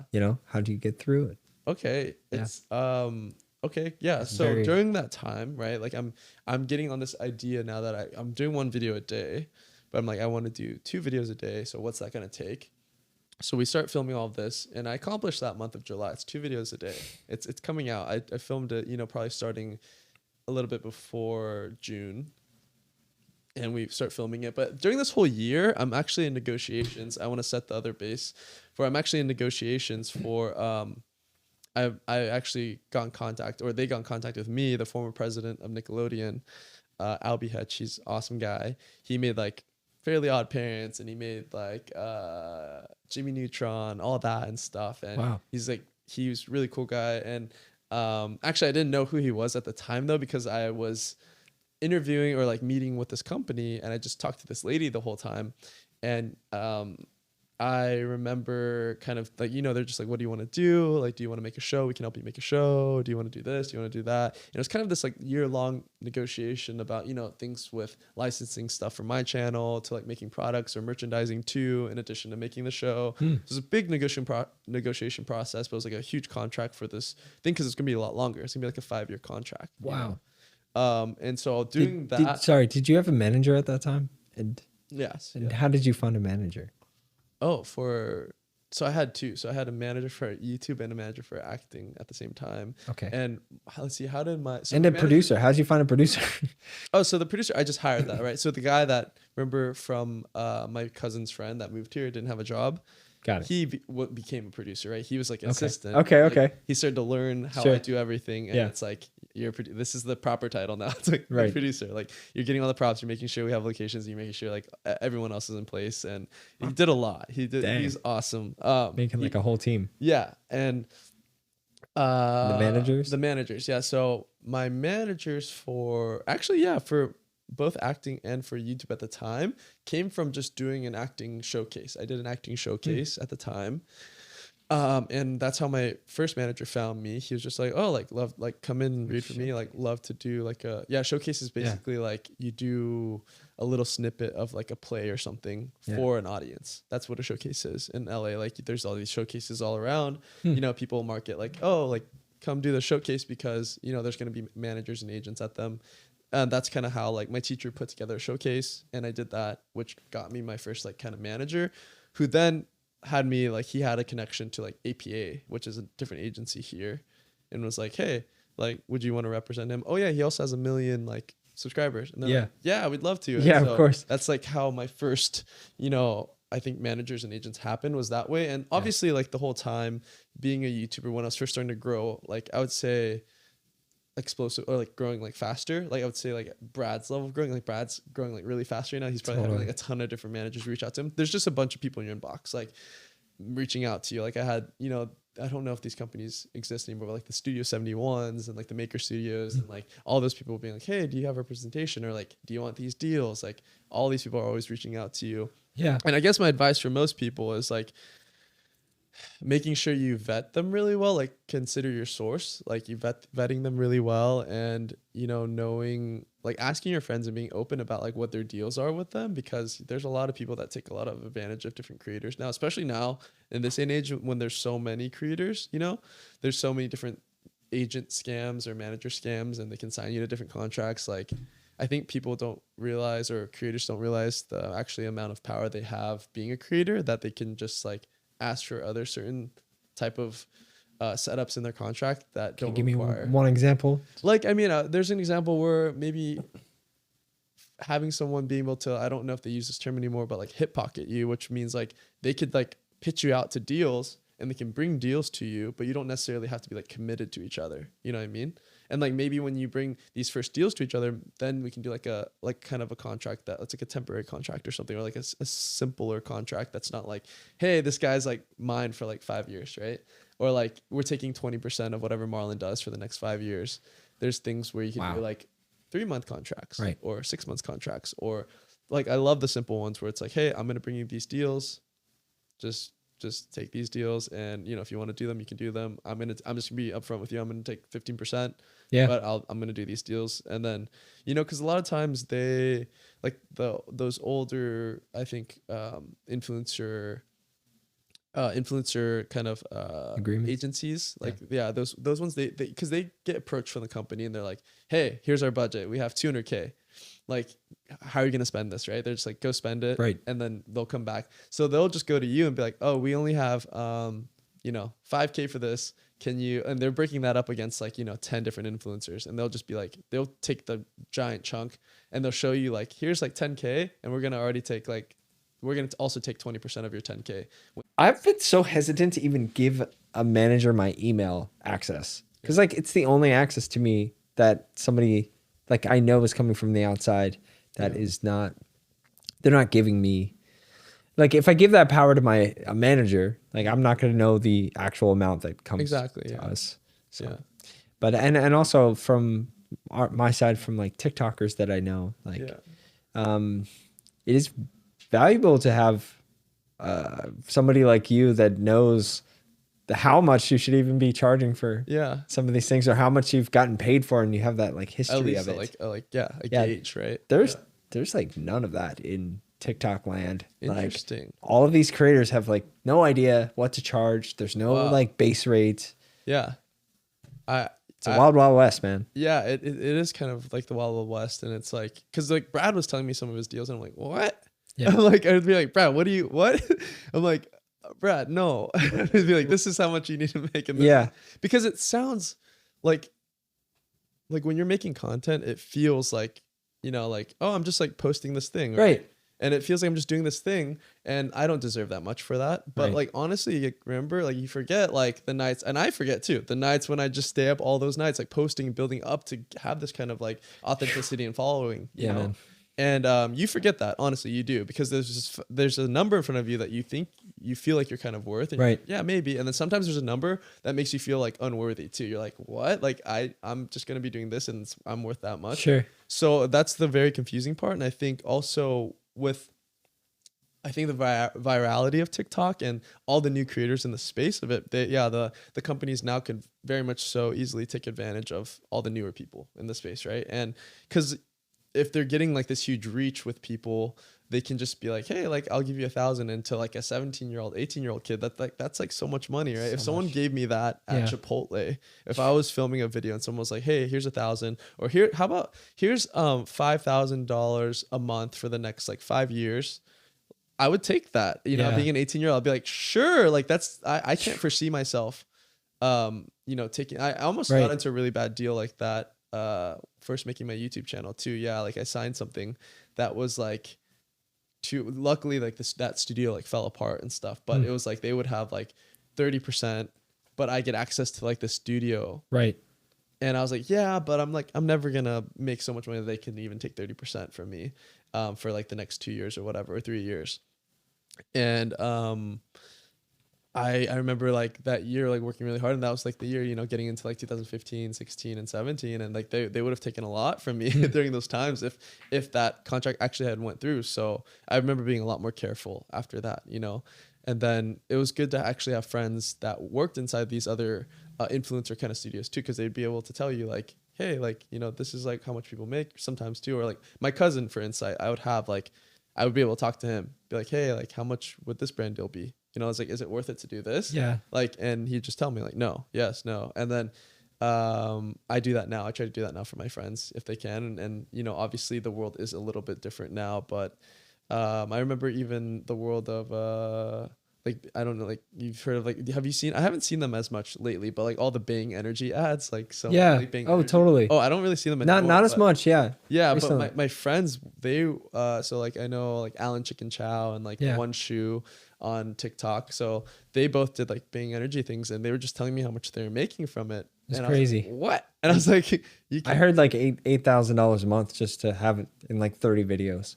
Oh, I don't know how much. What'd you hear? No. Like, I don't, I just remember it was being like incredibly low for what they were doing. I think it was something pretty low. Like, I forgot. I don't know if it was like 8,000 for like. Well, this person that I'm thinking had like 6 million followers. So maybe. Okay. Yeah. They both had like 4 million followers at the time. And it seemed pretty low to me for like what they had to do. Like in terms of like the ability to almost like hurt your brand too, of like putting it up all the time and like showing it and like putting the Bang CEO, like those things could like really hurt your integrity of like your brand. But sometimes, you know, some people might not care about those things too. But I got offered that opportunity and I turned it down because I don't drink energy drinks. Yeah. So it's kind of, I don't think they're like healthy for us. So yeah. And I think it's just tough. Like you said, it's like the wild, wild west, but being able to have friends to kind of know and like kind of like talk to, I think, you know, people talk about this a lot, but having like a little mastermind group of like your TikTok friends would be really good, because then you can like kind of see and like learn faster together. Totally.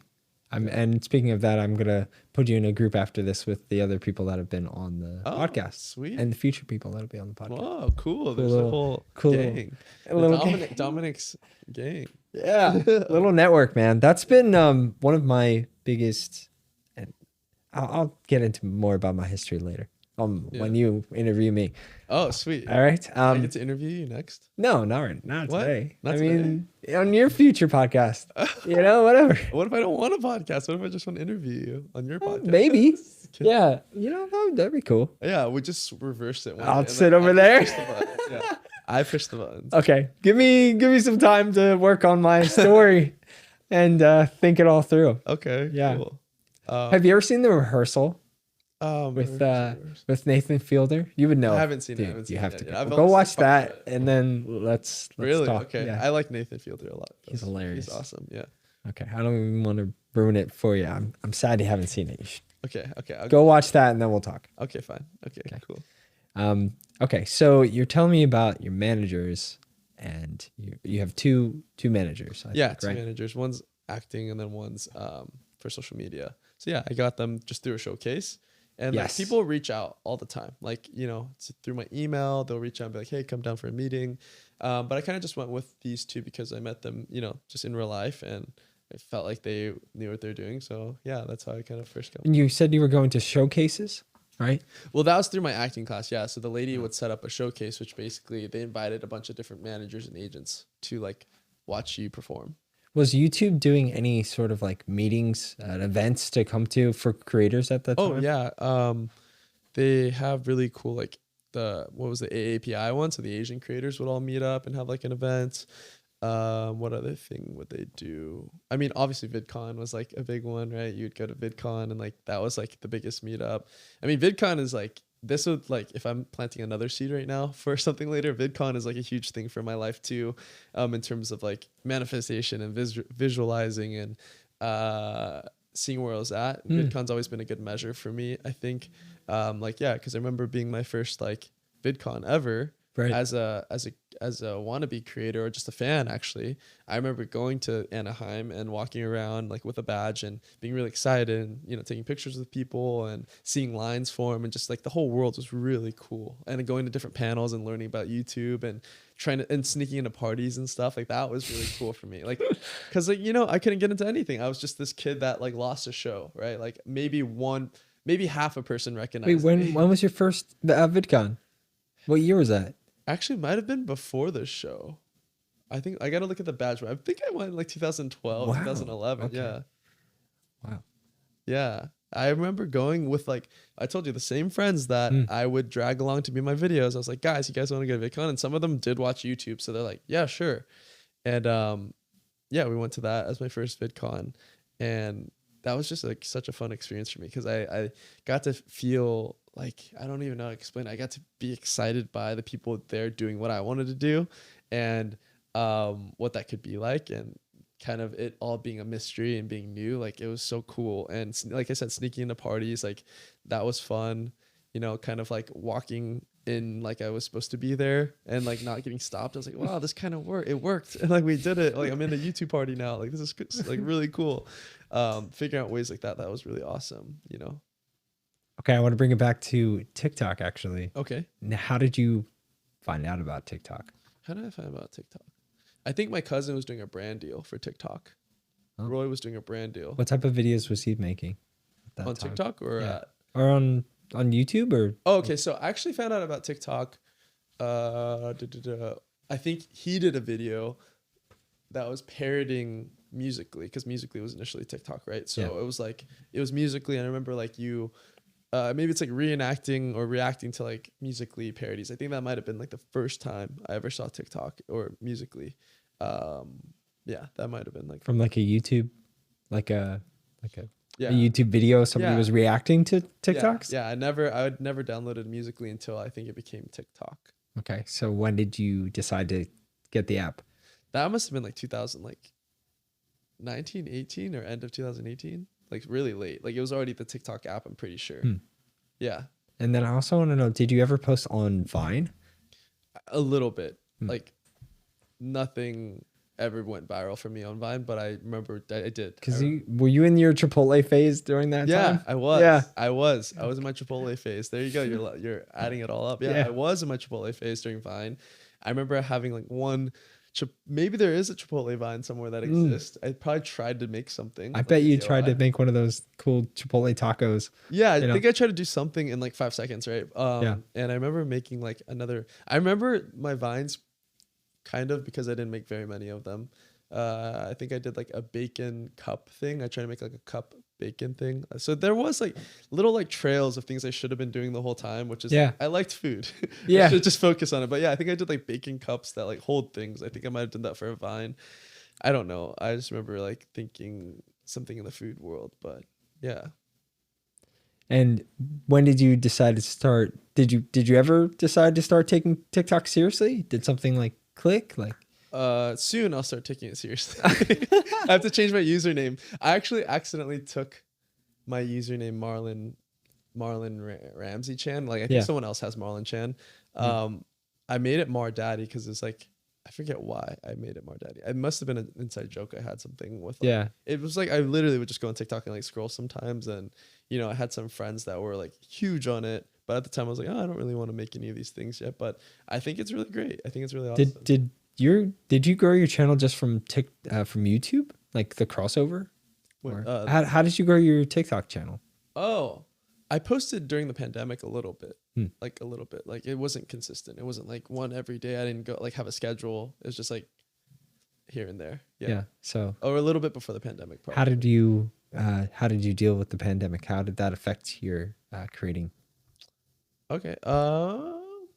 For me, I felt like this whole like so we're gonna skip a whole chunk. No, I'm trying so hard not to skip anything. You want to go back? Okay. Please. Okay. Well, I told you. Okay, before the pandemic, then. So I'm where I'm at in my mind is that you kind of have this like, dude, such a grind. You're like grinding, and you're like, somehow spending 7 days a week like going acting, and you're working out, or maybe you took a break from working out. Okay. I was chubby. I was making videos and going to acting class for sure.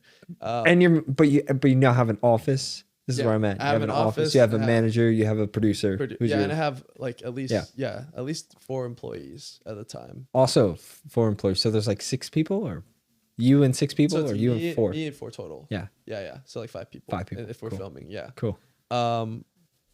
So in a 3-story building, I mean, do you still have that office now? No. Okay. Me and my cousin are sharing that, and then I don't have that office. Does he still have that? He has something way cooler now. He has this really sick studio. Gotta go check it out. Yeah. Guava Studios. Go check it out. It's really cool. He just finished building it this year, actually. But, cool. No, so if we go back, so this is like. And we also were kind of talking about brand deals and like the brand. Yeah. Okay. Yeah. Okay. So. Yeah, I did some really cool brand deals. I did some for like, I think I did an Amazon brand deal. I did a couple awesome McDonald's brand deals. I still did one. McDonald's. I really like working with like them. They're really just super fun because it was just like, you got guidelines, and it seemed all really like I wasn't getting taken advantage of. And, I think I had great agents and, lawyers at the time that like would look through those things. But if we go back to, I think we're talking about that year when I was that month when I was kind of posting 2 videos a day.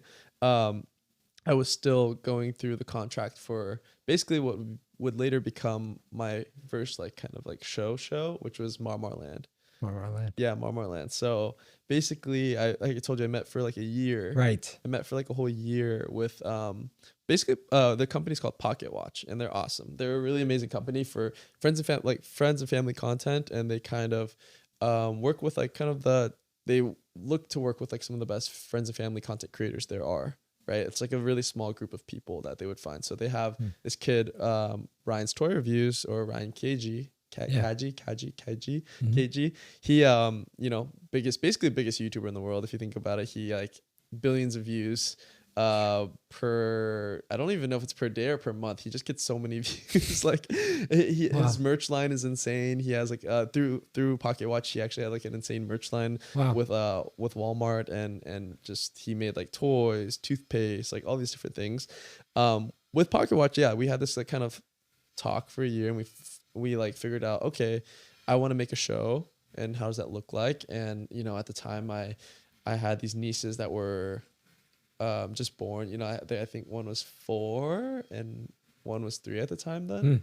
And so I was like, oh, I want to make a show And since I like my niche was already family friendly content, like that was like my thing. Like I always wanted to be a big brother. I'm like the camp counselor. I was like the cool camp counselor that we won like every award at science camp. Like my cabin is always the best. Go Madrones. I still remember that.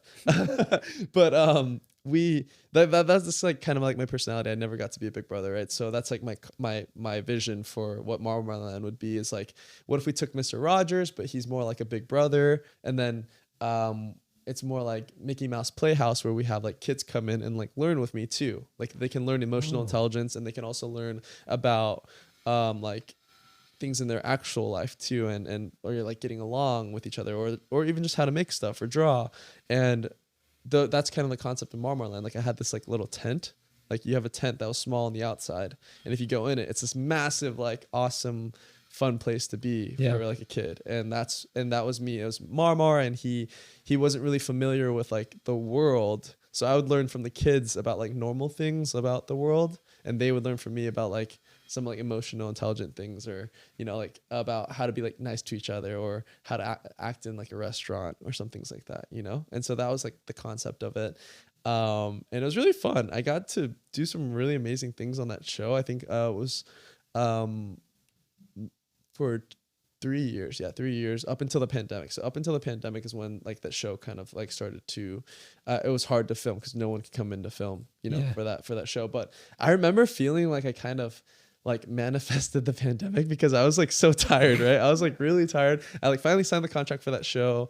I think I was in a new like house where I lived with my editor and like 2 other friends, because at the time up until then I lived by myself for like 3 years, and I was like, I kind of want to change now because I'm working really hard, but also like I kind of want to be around like some friends now, and then also like just have my editor live there. I can like go down and like ask him to like make changes or edits if I need to. And we lived in this awesome house that was like in the, you know, it's like a typical YouTuber house, like in the hills. There's a pool, and like my editor lived like in the pool house, and at the same time still going to acting school, making content. And my content's kind of changing at the time, right? I told you like I started to get more like kind of, I would even say looking back at it now, if I was taking like responsibility, more lost in like where I was heading in terms of like my true north, right? Like of what my content would be.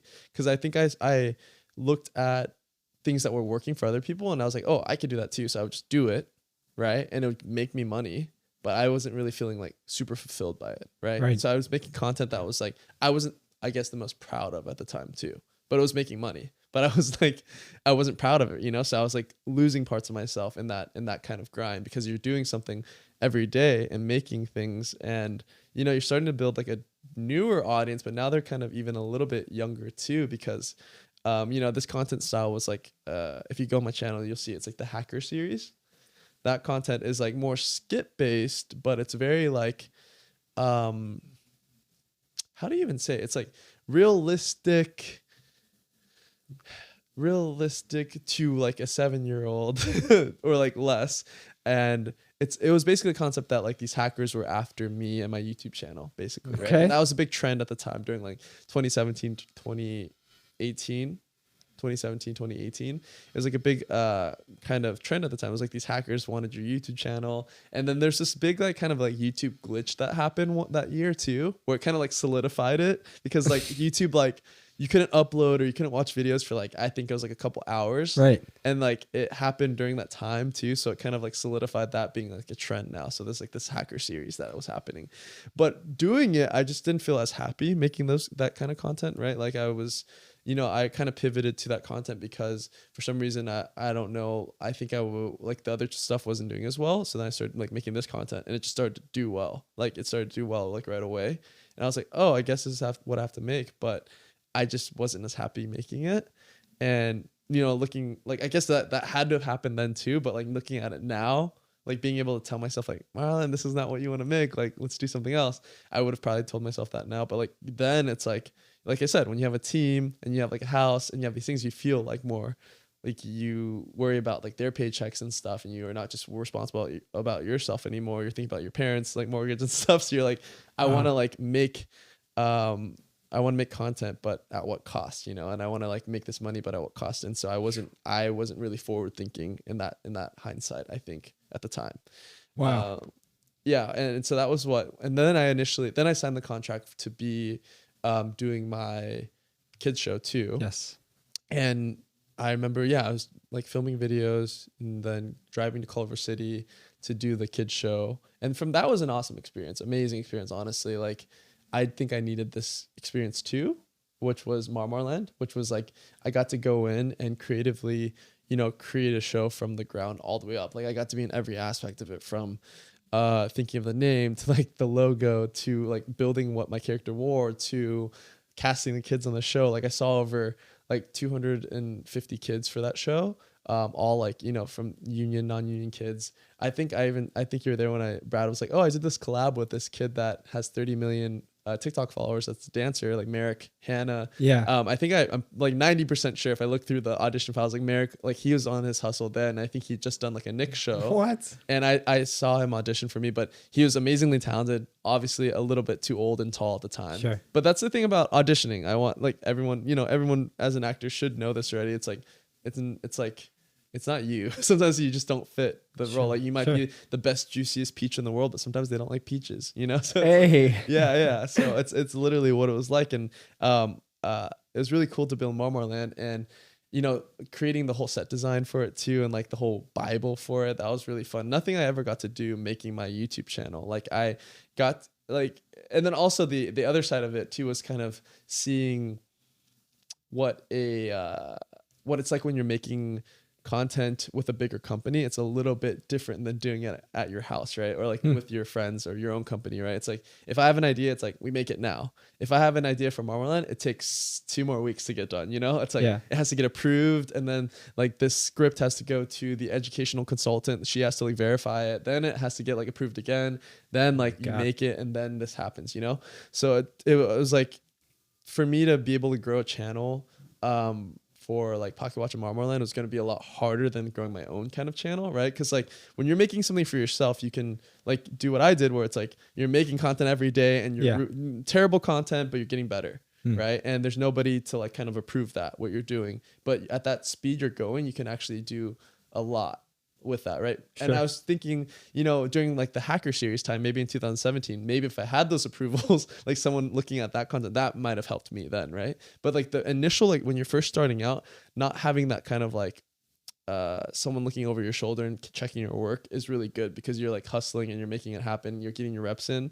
That's really good. But yeah, discovering when I was making my show with Marmarland, it was a lot harder to kind of grow it faster, as fast as I wanted to, because it's kind of like when you're doing like the 2 videos a day in a head, right? It has to get like planned out, like, and so you have to see everything has to be planned out, and that video is not going to come out for another like 3 to 4 weeks, right? And just seeing that whole thing was really like eye-opening for me. I'm like, oh wow. And so now we're in 2018 now, 2017, 2018.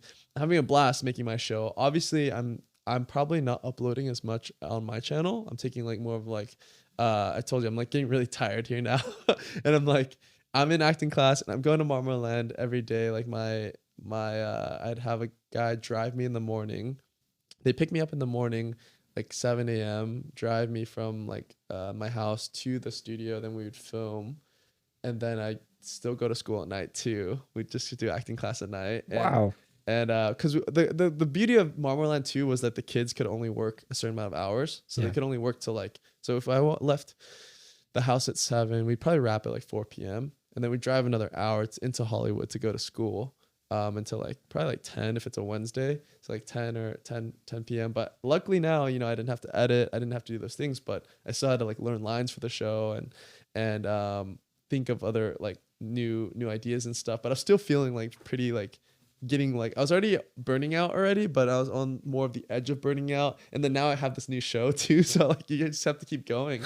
And I just remember thinking like, man, like I wish like there was something that could happen that could pause the world for me for a little bit. Something that could just like, I could just like not be in class right now for a little bit, or like maybe not have to make a video for a little bit or something, I could just pause and then I could like learn a new language or whatever it is. Like it's just I need to get better at something, or like I don't know what's happening. Very drastic to lead that right to the pandemic. No, but that's what I was thinking. I was imagining that the pandemic is super tragic and I would not wish that on any world. But I just remember thinking that, you know, I just wanted a pause. I wanted some sort of break.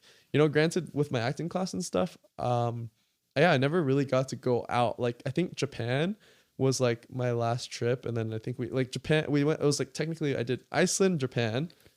And then I never traveled. After that. Like for those like next years, I never traveled. I just stayed in LA because my teacher's whole thing was like, you can't leave. Like you have to be in LA because what if, you know, the part comes like and you're in Egypt or something, you can't like it's your like the audition or whatever it is. So I was always like so scared of like leaving and traveling or doing anything. And you know, I was making Marlin too. And you know, that was a whole different thing because now instead of working with like, you know, just 4 people, you have a whole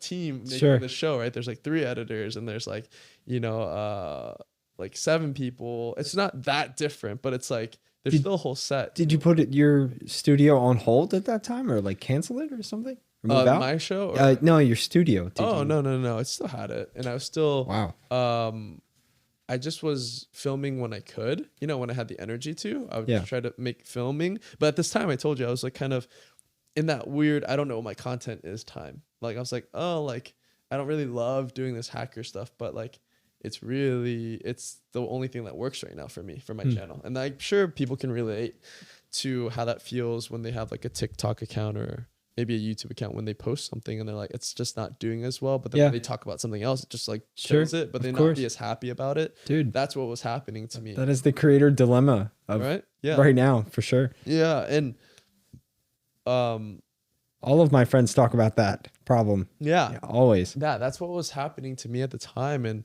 I mean, the thing is like the thing that was doing really well for me, I just didn't like to do that much. You know, I just felt, I don't know. It just, cause also, you know, I'm training as an actor and then so I'm doing these like kind of like skits that are not like, at least Marlin, it's like a character that's a literal character and it's different. And I know like what my motivation is for that. Like my whole purpose for that is for my nieces to watch me on Saturdays. And this is like my whole reasoning behind it. And obviously if it gets to other kids in the world, that's awesome. And that's why I felt like great about doing Marlin, and that's like young, content for like the kids there. But when I was doing the hacker series, for some reason it just felt like, I don't know if I was just like judging myself for it. I just didn't feel like happy doing it, even though it just did really well. I just didn't feel like the motivation wasn't there as well. And it just it wouldn't feel good if I was sitting down with somebody like you. If you asked me like, oh, like what's your content right now? I'd be like, oh, it's like this hacker series where these hackers are trying to like get me, and then like I'm running away from them, and then like there's this hacker girl. It's all very convoluted, right? It's not like when people ask me like what's your YouTube content, before I used to just be like, oh, I make like giant marshmallows, or I do crazy stuff like I jump into a bathtub full of hot Cheetos. Like, that's really simple, right? Yeah, and that's what I did. I was really proud of doing anyways. Like it's fun. Like I made giant marshmallows. Like who gets to do that? Who gets to jump in a bathtub full of hot Cheetos? Like that was cool. But I don't know why, to me the hacker stuff to me it just wasn't as fulfilling or something. I don't know what it was about it. But from then on, I asked for kind of that break. And I was making Marmarland, and you know it's on Hulu, Amazon, and on YouTube. Shout out to Marmarland. Wow! But I'm gonna tell my sister about it when I'm done. When we're done. Yeah. It's really cool. You know, there's some really, really awesome episodes that like people really put their heart into making the show, and I did for sure. I'm really proud of what I made of Marmarland. But yeah, then let's just keep going. Let's go. I am in my acting class and all that, and I am just getting really exhausted, and I mean, the pandemic happens. Yes, the pandemic does happen, and they're like, we can't film anymore. We're like, we can't film. We're gonna figure it out though, but we can't film anymore. We can't come back in the studio. And I'm like, oh, okay. Well, I didn't think initially, like I didn't tie this all up. I didn't go like, that's exactly what I wanted like 5 months ago or like 2 months ago. Like I was just like, oh, and I'm probably Marlin at that time was probably like, man, like I really want to film my show. I want to keep going. But during the pandemic, man, it was really great because I got to kind of get back in touch with myself again. You know, I got to be more like, all the people that I was working with, unfortunately I didn't get to like really work with them anymore. I just kind of kept my 2 editors at the time. I'm like, hey guys, like I don't know when we're gonna film again. I might just like work with a tripod for now, and I'm gonna send you guys the stuff, things like that. I kind of just I moved into a new place, and I just kind of like got to be with myself, and I felt like I was back in high school again because I got to like just play games. I just played games.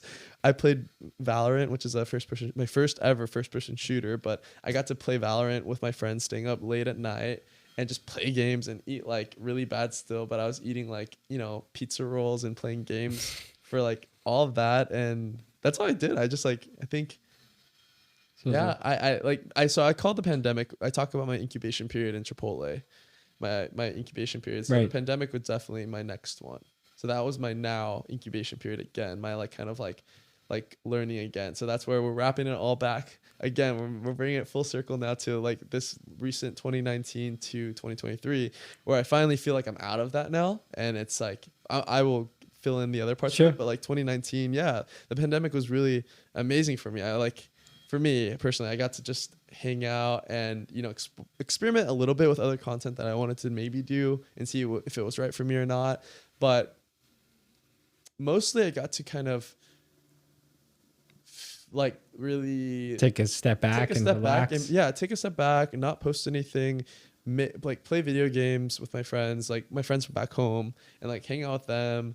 And I tried to make content, but it was all like, it just wasn't like, I wasn't motivated. I wasn't doing it, it just wasn't turning fully. It wasn't like, I don't know how to explain it, when you were taking a little bit step back again, when you were working on Marmarland, what was your schedule like as far as the week? Like, did you ever schedule time for yourself to take a break? Like, did you have the weekends off?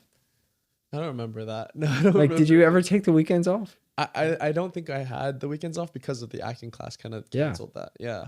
So when I think about it now, that's why I didn't have any breaks. Really. This is where I think creator burnout comes into play, because we feel like the hustle mentality of what we have to do. We have to keep posting. We have to keep creating. Yeah. And it's like very hard to take a break. It was hard. Yeah. And then I felt like, my acting class I felt like I didn't want to let them down because they all like really believed in me too. Yeah, and exactly. I felt like, I wanted to show up to be like a good example too, because like I was like an example in the class. They're like, look at Marlin, like he like went from nothing and now he has like this, he's working, he has a whole company, he has another show, and he's doing really well. And I just wanted to make sure, I was like, look, I can do all of this too. I can do everything all at once, type of thing. And it was just like, really, I didn't have like that self-care that I now know how to do. The self-care, it's massive. Yeah. It's massive. What tips do you have for self-care? Wow. There's a lot. I mean, what I'm learning with now, obviously, like I think my schedule was even tighter back then, with my schedule of how it was,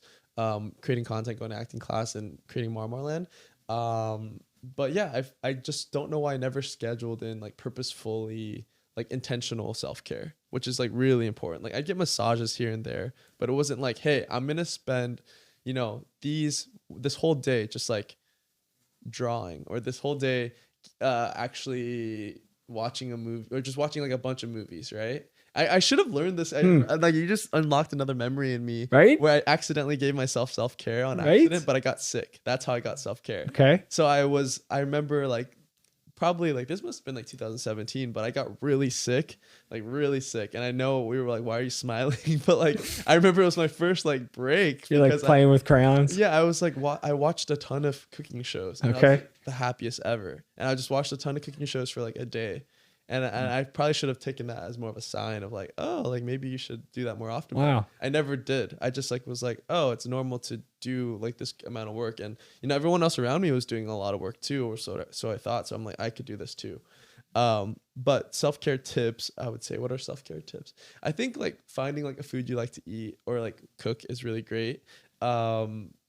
Being intentional with your time. So like scheduling the self-care time, like making sure you schedule it. So like you're not just mindlessly scrolling on TikTok or playing video games. It's like you're picking like, this is like my self-care. This is what I want to do. What's another good tip for it? Like changing your environment is really great for me. I like just going on a hike or going into nature. Yeah. Nature's really great for like my kind of self-care. What else do I really like? That's like kind of relaxing.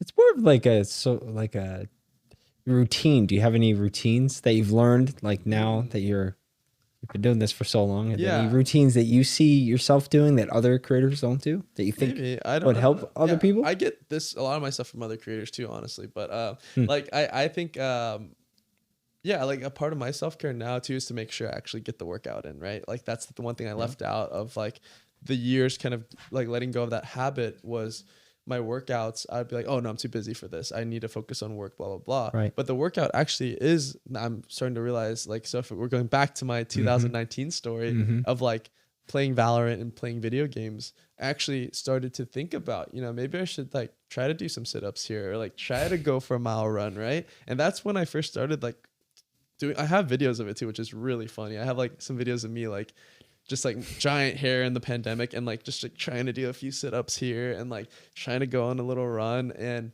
it started to come back slowly. But yeah, I think working out's a huge part of self-care. My routine in the morning, at least, I spend the first like I think 3 hours doing basically self-care because I want to get myself on the right foot. You know, me and my girlfriend have a really good routine that, you know, we wake up.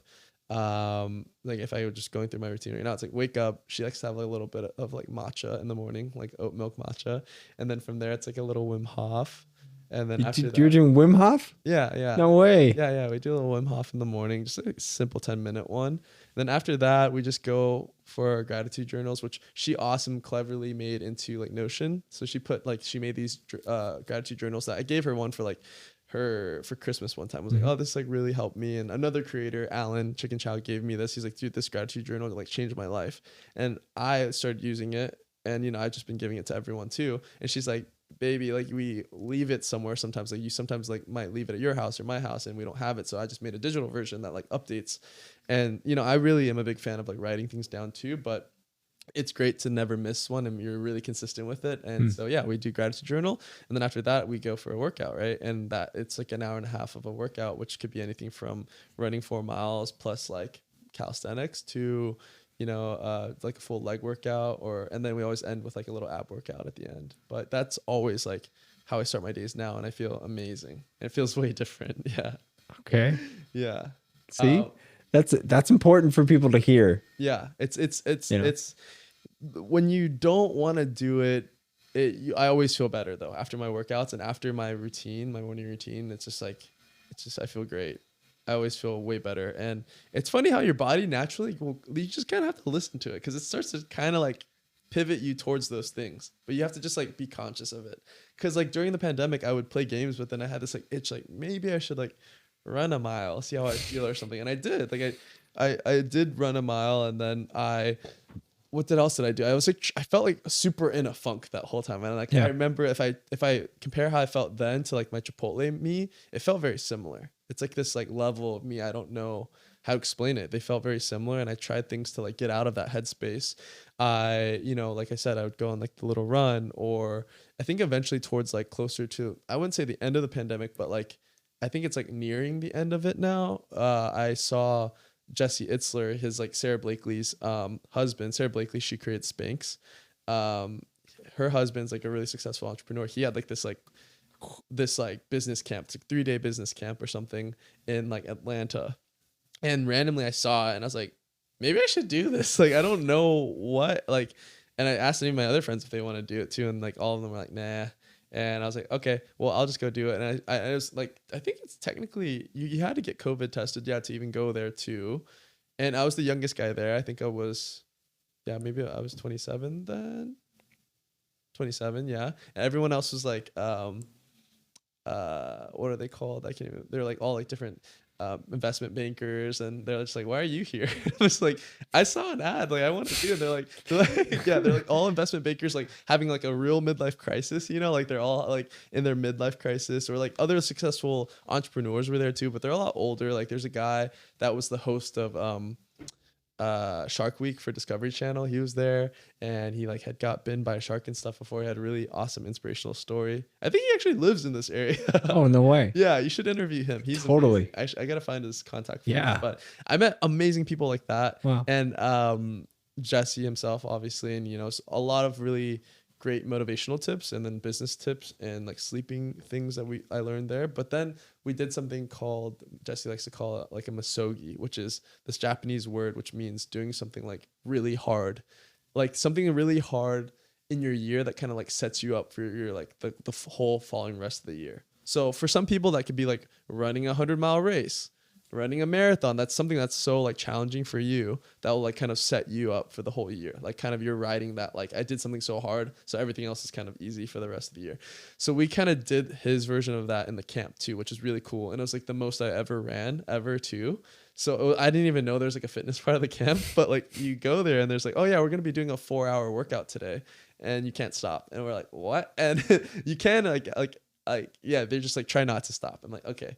So I end up doing this thing in this like camp in Georgia with like, you know, Olympians and investment bankers and who else was it? Like a bunch of other, yeah, just different entrepreneurs. Sure. And I just remember coming out of it like super excited and happy. And I was like, wow, like I want to start working out more. I want to, and I remember just running, like while I was running and stuff, like people were like cheering for me. And then like Jesse was like, you need to get some races on this year. Like you need to pick a race this year. And like he saw me running and he was like, you need to do a race. And I was like, in my brain, I was like, I did not want to do a marathon or anything at all. And I was like, okay, maybe, but he like mentioned that I should do that. And, you know, following up the next year, I like bring it up to my cousin Roy too. He like starts running a little bit too during the pandemic. And I start running a little bit more after this camp. And I brought up to him like, you know, you want to do a marathon or something? And then he kind of was like, yeah, I'm down. And this kind of the same thing happened where we would start running together all the time during the pandemic. And then, you know, 5 miles here. And then like eventually our long runs were 6 miles. Like those were our longest runs. And we're like, oh my God, this is hard. Eventually they became like 10-mile runs. And then we did a marathon, which is the LA marathon. And yeah, it was really like, I remember that part of it was just, did I skip something? No, are you going to do LA marathon this year in March? I'm ready for it. I'm pretty sure I could do it. Maybe, are you? I'm like so close. Yeah. I'm going to do some practicing. There's a Venice Run Club on Saturdays that does longer runs. So yeah. Maybe if I start doing those, I'll consider it. Yeah. Yeah. I'm on the fence. I haven't decided. I believe you could do it. You could totally do it. It's not so much wanting to do just 25 miles. I actually run every day. Yeah. So you told me, I think. I don't want to make it so I can't run the next day. So I don't care like it doesn't matter how long it is. I just see what you're like the consistency of it. You want to be able to not have to take a break for like a week or something. I've been running 960 days in a row. Amazing. Yeah. That's awesome. See, you have to tell me about this consistency story. Yeah. We're talking about burnout tips. I think you're going to hear a lot about that from, I mean, you might not, but I think from especially creators that have been in the space for a lot longer, you're going to hear about it. And I think also, you said more like younger, newer, like TikTok creators kind of on, they'll experience it eventually. They'll experience it soon. And like, it's a very real thing. And I think it happens with like any job. It's just like, you don't really get prepared for it when you're creating content because there's a lot of things happening, right? It's like, you're making things, you have people depending on you too. And then also there's like chemicals that are happening when you're getting like views, like dopamine and serotonin are getting released and all these different, I think, things that we're not taking into account when we're like uploading and being on social media all the time. Oh my gosh, I'm never thinking about that. Yeah. So like part of our job, I feel like is really hard because we're constantly having these like, you know, this kind of other type of hedonic treadmill for our own selves, which is like social media, because we're like chasing these other different highs within it. Because it's built that way. It's built, you know, like a little mini casino in our hands. So we're constantly, you know, trying to hit that next thing. And I think if you can kind of remove yourself from the numbers and just focus on making really good content, that's where like I'm currently getting to right now. And what I was telling you about kind of my last incubation period that I, you know, was in the pandemic and then I found like more like running. And now after kind of completing the contract with Marlin too, being kind of like in the space of being more free to like kind of take a step back and look at everything as a whole, right? I can look at my whole channel now, and I don't have to be in the cycle of like making stuff, but I can actually take a step back and look at what I want to make, what's going to make me happy when I'm making it. And, you know, the answer is like, not everything's going to make me happy when I'm making it, right? It's not going to be like this thing that I love to make every single day, but there's some things that I will find more like I would have more fun doing. And those are the things I got to look for. Yeah. That's for, at least for me.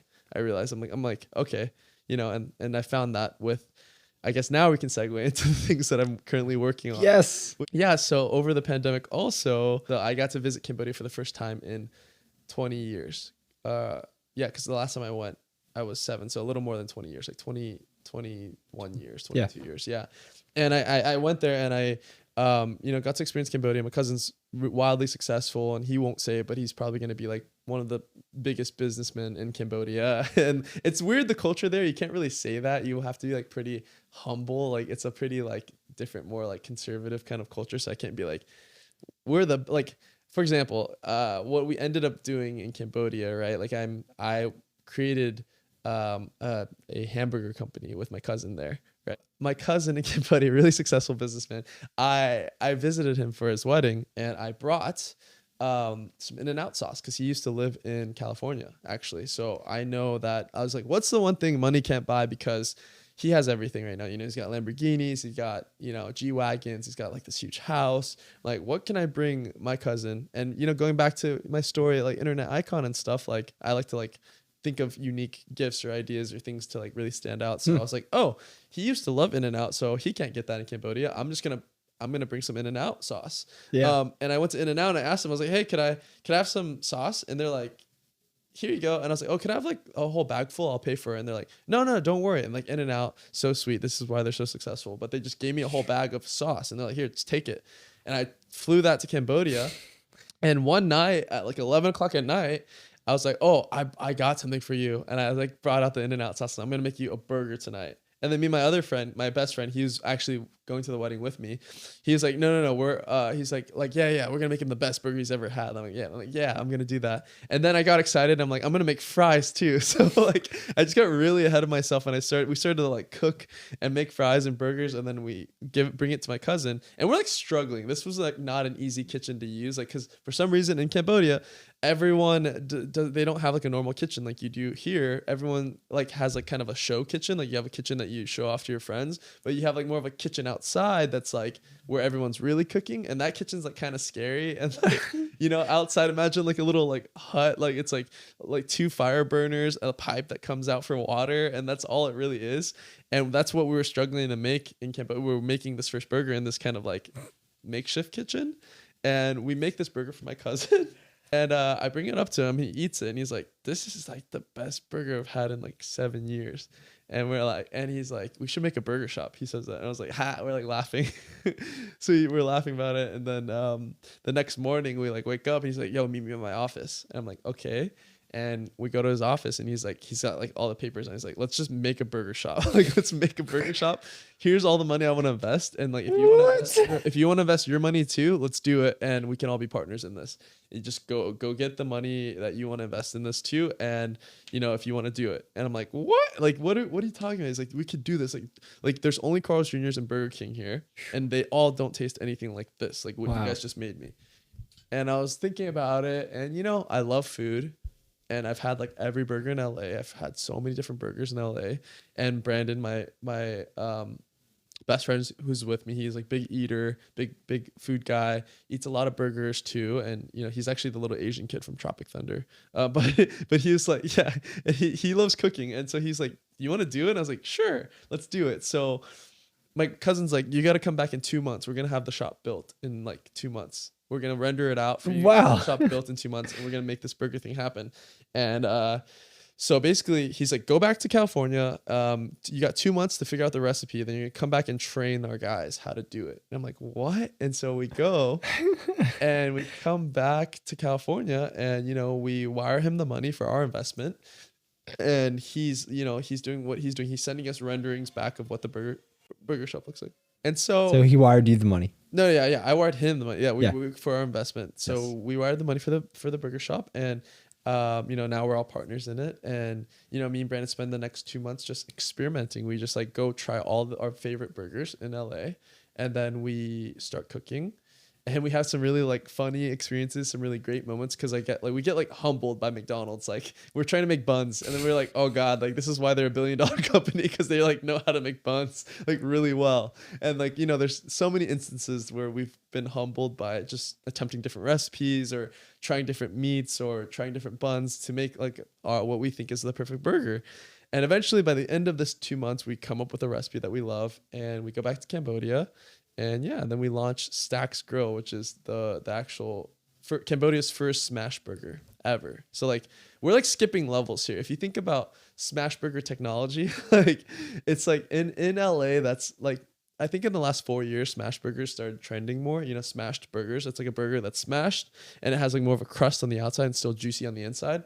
I'd say in the last 4 years that became really popular here. It was probably that was already huge in like Oklahoma and stuff and other states that had it before California did. But we love a good smash burger, and that's the burger we showed my cousin. So I was like, I want to bring something amazing, you know, to Cambodia, which was the smash burger, and they love it. They absolutely love it now, and we're looking to build our like second location now, which is really great. And yeah, that's how like Stack's Grill got built. It was because it was like literally my cousin just trying our like In-N-Out smash burger, and then him going like, we got to make this here, and then us flying back making it. In Cambodia, it's crazy. They can build anything you want in like a week. And the Stack's Grill is in like a mega mall, so it's in the Chipmunk Mega Mall. It's on the 3rd floor. It's like a massive mall, probably nicer than any malls we have here in LA. I'm trying to think, like closest mall to come near this mega mall is Century City. Wow. But this mall is huge. And yeah, that's where our first like flagship store's at. And people love it. And I was really nervous, but people loved it. And I'm excited that I got to bring some of my culture, like growing up here from America, to there. And then on the flip side, the other company that I've, you know, since the pandemic started, and, you know, like I said, I went to that business camp and I like was so inspired by entrepreneurs and stuff. There's always been a company I always wanted to start. But I was too busy during like 2017 in my acting class and all of that. But I always, you know, wanted to create my own snack. Yeah. And that was like a huge goal for me. I wanted to make this snack. And actually I have old videos of me experimenting in my old studio about it. It's this crispy beef jerky called Yays. It means grandma in Cambodian. And basically it's a beef crisp. And it's like beef jerky, but way better. It's a crispy beef jerky that is just delicious. And I don't know, you just have to try it. I brought some for you here today. Yes. You're gonna try it. Yeah, it's yes. It's different than beef jerky because it takes 20 hours to make. The average beef jerky only takes 3 hours to make. This takes 20 hours and it's all hand done.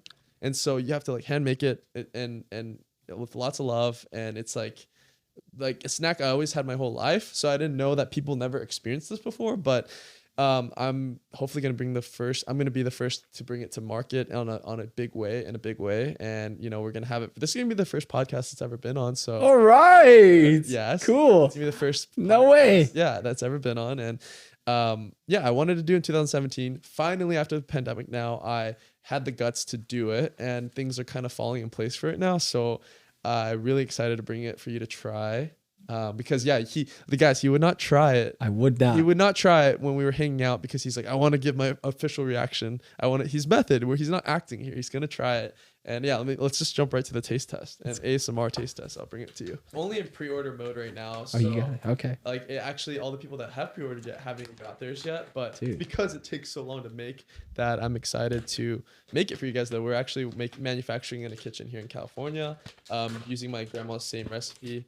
But this was actually my first commercial ever, guys. When I was little, my grandma would have me actually sit outside and eat this and entice people like, what is it? Because I would just be eating and they're like, what are you eating? I'm like, oh, my grandma sells this crispy meat thing. And that's how she actually paid rent, was this beef jerky right here, put a roof over our heads.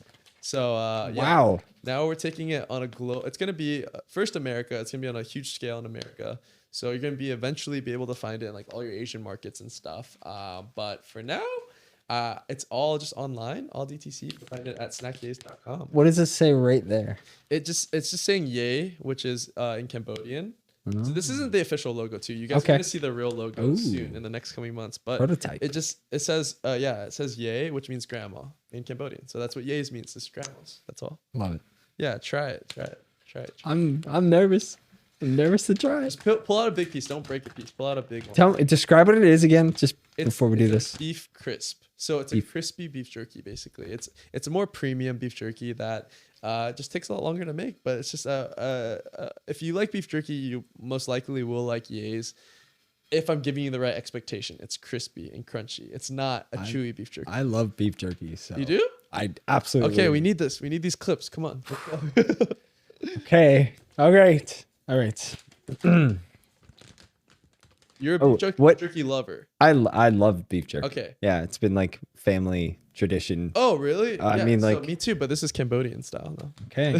What flavor is this? This is grandma's original flavor, so it's a little sweet and spicy. Sweet and spicy. Yeah. Okay.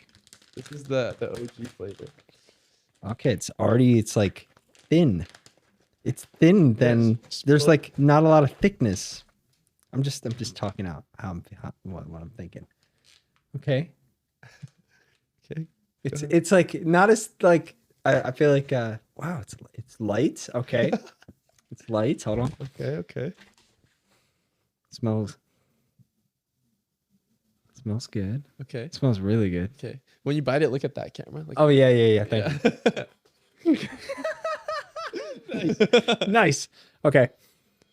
What flavor is it again? Original flavor? Grandma. What kind of seasoning is on here? Like, crushed red pepper and like some soy.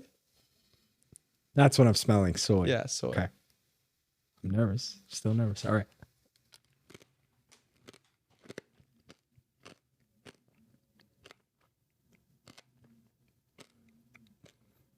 You know what I like about this already? What? That it's not so difficult to break into pieces. Yeah. Oh, it's like spices hitting my tongue right now. Ooh. It's good. Yeah. Oh, 1 out of 1 dentist recommends Scumbag Dad. 2 out of 2 dentists. I know 2 dentists. They both recommend it. So yeah, Scumbag Dad himself and my other dentist friend. This seems like something I would just take with me, and it would be like, why to go and eat beef jerky? I always risk hurting my teeth. Okay, this is like something I think about quite often. Really? When I go to bite beef jerky and I tear a piece, it can really hurt. I have like sensitive teeth. Oh, okay. And this already is such a different like experience. A good enough experience that I would like only eat this. Wow. Like that's what I'm trying to say. We converted. Yeah. And like if you have different flavors of this, I'm sold like off the first bite. Just off the first bite. I haven't even I mean it's been like 10 seconds. I mean it's really delicious. Yeah. I think the secret honestly is because it's just I think beef jerky has been made a certain way, you know, like you said, tradition for so long that it's kind of like me, if we're going back to my YouTube channel, kind of like me back in 2017 when I got really comfortable, you know, making this content. I don't know if it's like the best quality, but it was making a lot of money, right? That's where I'm kind of like running into issues with like a lot of beef jerky companies right now to help me make this because they're so used to making like all this beef jerky that takes them only 3 hours to make that they can't like put it in their brain to like maybe move a few things around to like make a beef jerky that's a little bit higher quality or takes a little bit longer to make. But that's where we're coming in and we're trying to eventually have our own manufacturing and all of this. And there's some companies out there that are believing in it. So I'm really excited. Okay. Excuse me for a second. No worries. Have your moment. This is it. We call this. Take a break. I'm gonna be a couple minutes. That sound alone is awesome. It has like an ASMR quality. Yeah. Right? My mouth is watering. Oh yeah. I want to eat this one, but I actually have to give this to another friend. You want to have some? No. Please. No. Let's have a moment. Next time you're gonna have one. That is true, but I will gladly go and buy a whole bunch. But let's have a moment. Okay. All right, I'll break a little piece. Please, you brought me this amazing snack. I'm not gonna eat it. I'll be the only one eating it in front of you. Okay. Yeah. Okay, here we go. But I will eat the rest of that. So. Okay, here we go. Let's be our. We call it on my platform on the content strategy is ASMR. Okay. ASMR. I like it. Here we go.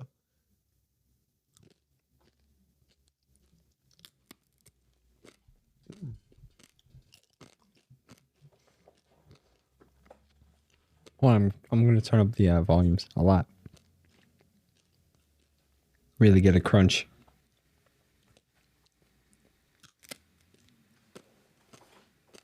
This is the podcast now. Just yays. Sponsored podcast. That's fun. I always forget how good it is, and then I eat it, and I'm always reminded, like, wow, this is really good. I always forget, and then I eat it. I'm like, oh wow, this is like, I get really excited. But yeah, I don't want to ruin our moment here, but that was the moment. That was really that was nice. That was great. I never actually told you that was my first time ever bringing it on a podcast, so that was our first yay moment. I'm glad you love it so much. Yay moment. Yeah. Okay. Yay moment. I love that. That was like, we're like, yay. I was like yay. Yeah. Oh, cool. That's what I was thinking with this. It's like, yay, you're excited to see it, and also it's grandma. What's your yay moment? What's your yay moment gonna be? Hey, I don't know. You're gonna have to try it. See what's your yay moment.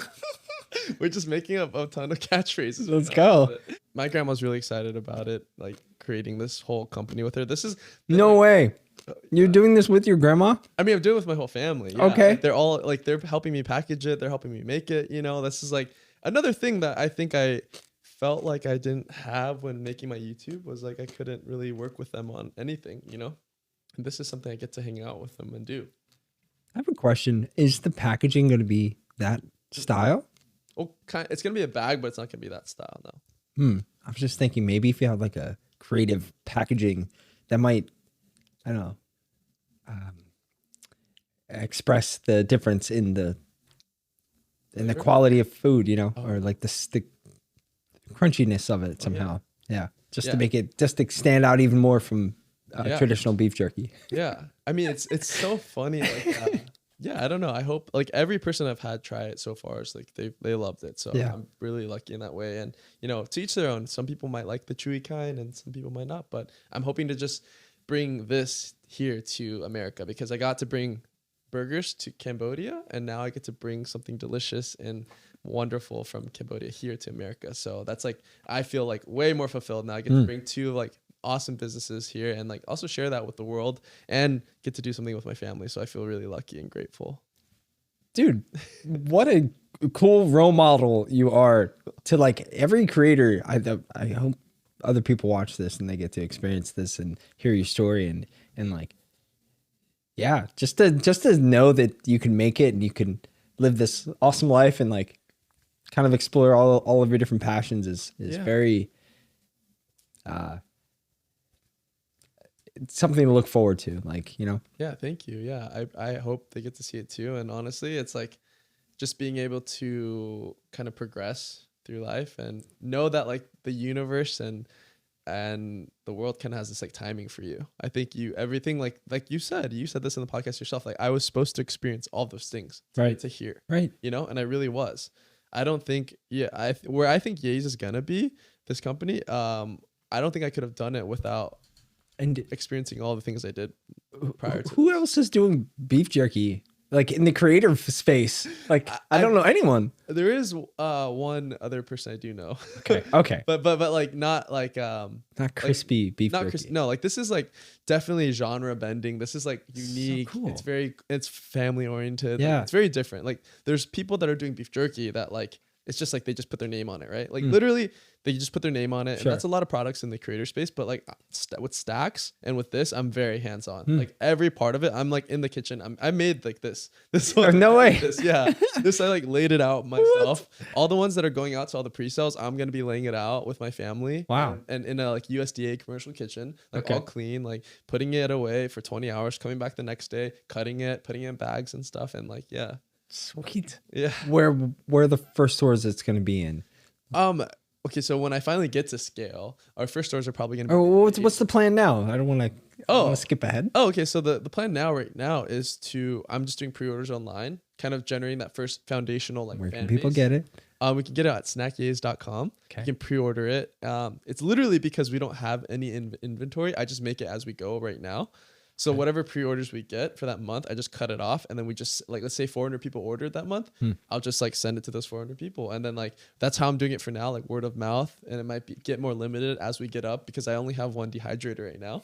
But as I move on to overseeing a manufacturer and having them help me produce this product and making sure it's a good quality, it'll be moving to like an H Mart or a 99 Ranch, which is like these bigger Asian stores. But this recipe right here is actually Whole Foods ready, so it's ready to go into those stores too. Wow. So yeah, or Erewhon. Yeah, definitely could go into an Erewhon too. Erewhon. Yeah. Yeah. But, how much do you have a price for this bag? Yeah, so this bag they're gonna retail around $12. Cool. Yeah. Cool. Awesome.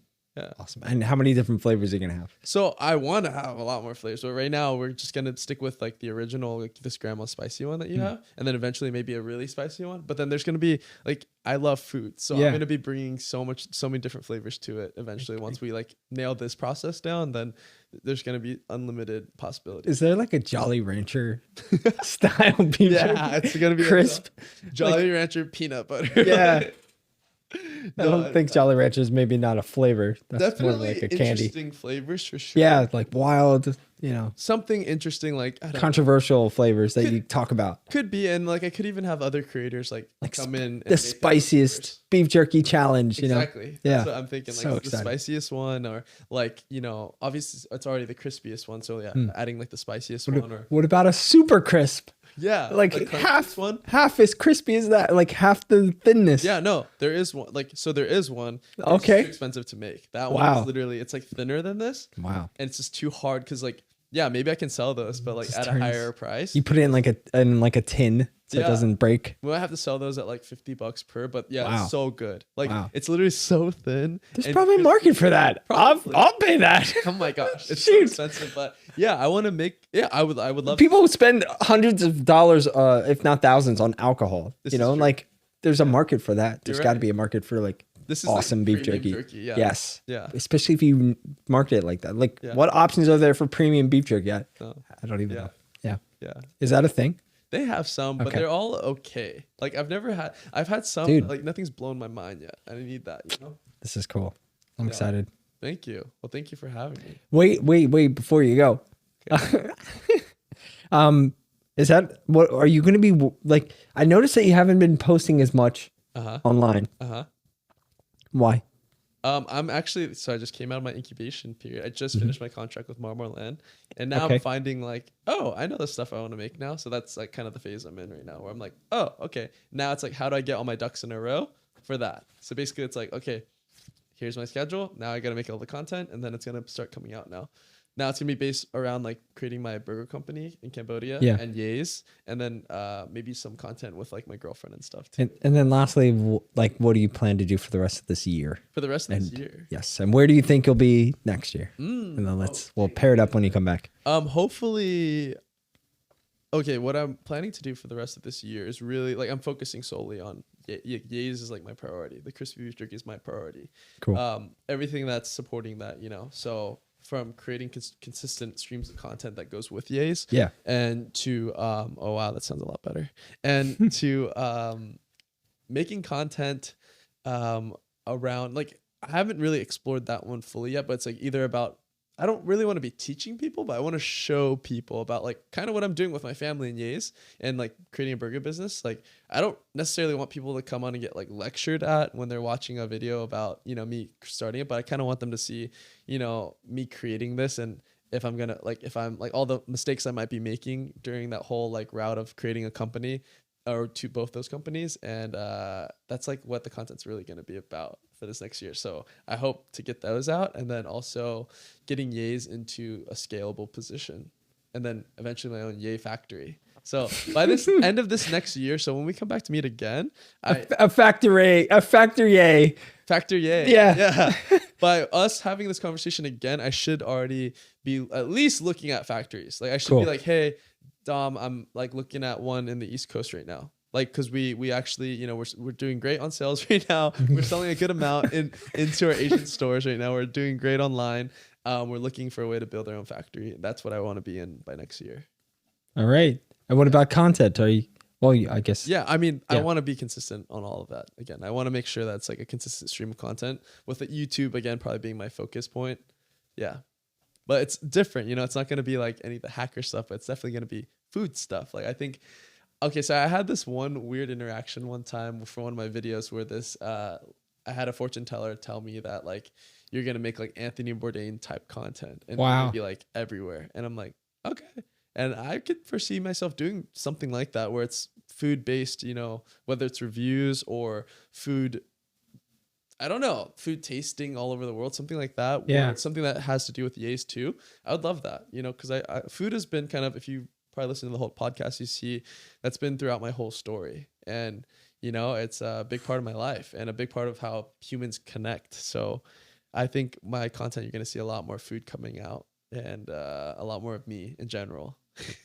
All right, Marlin, where can people find you? How can people follow you? You can find me on YouTube at Marlin. You can find me on my Instagram at Marlin Chan and on TikTok at Mardaddy. But it's still funny. I might leave it. It's really funny still. For the laws. Yeah. And at Yays? Yays? Or yeah, Yays is at Snack Yays. Here. Snack Yays. Are we Snack Yays online? Snack Yays. Yeah, at Snack Yays on everything. So at Snack Yays on TikTok, and you can buy it at snackyays.com. Yeah, it's my baby. I love Yays. And yeah, I hope you guys get to try it. All right. Thanks, Marlin. Thank you. Thanks, bro.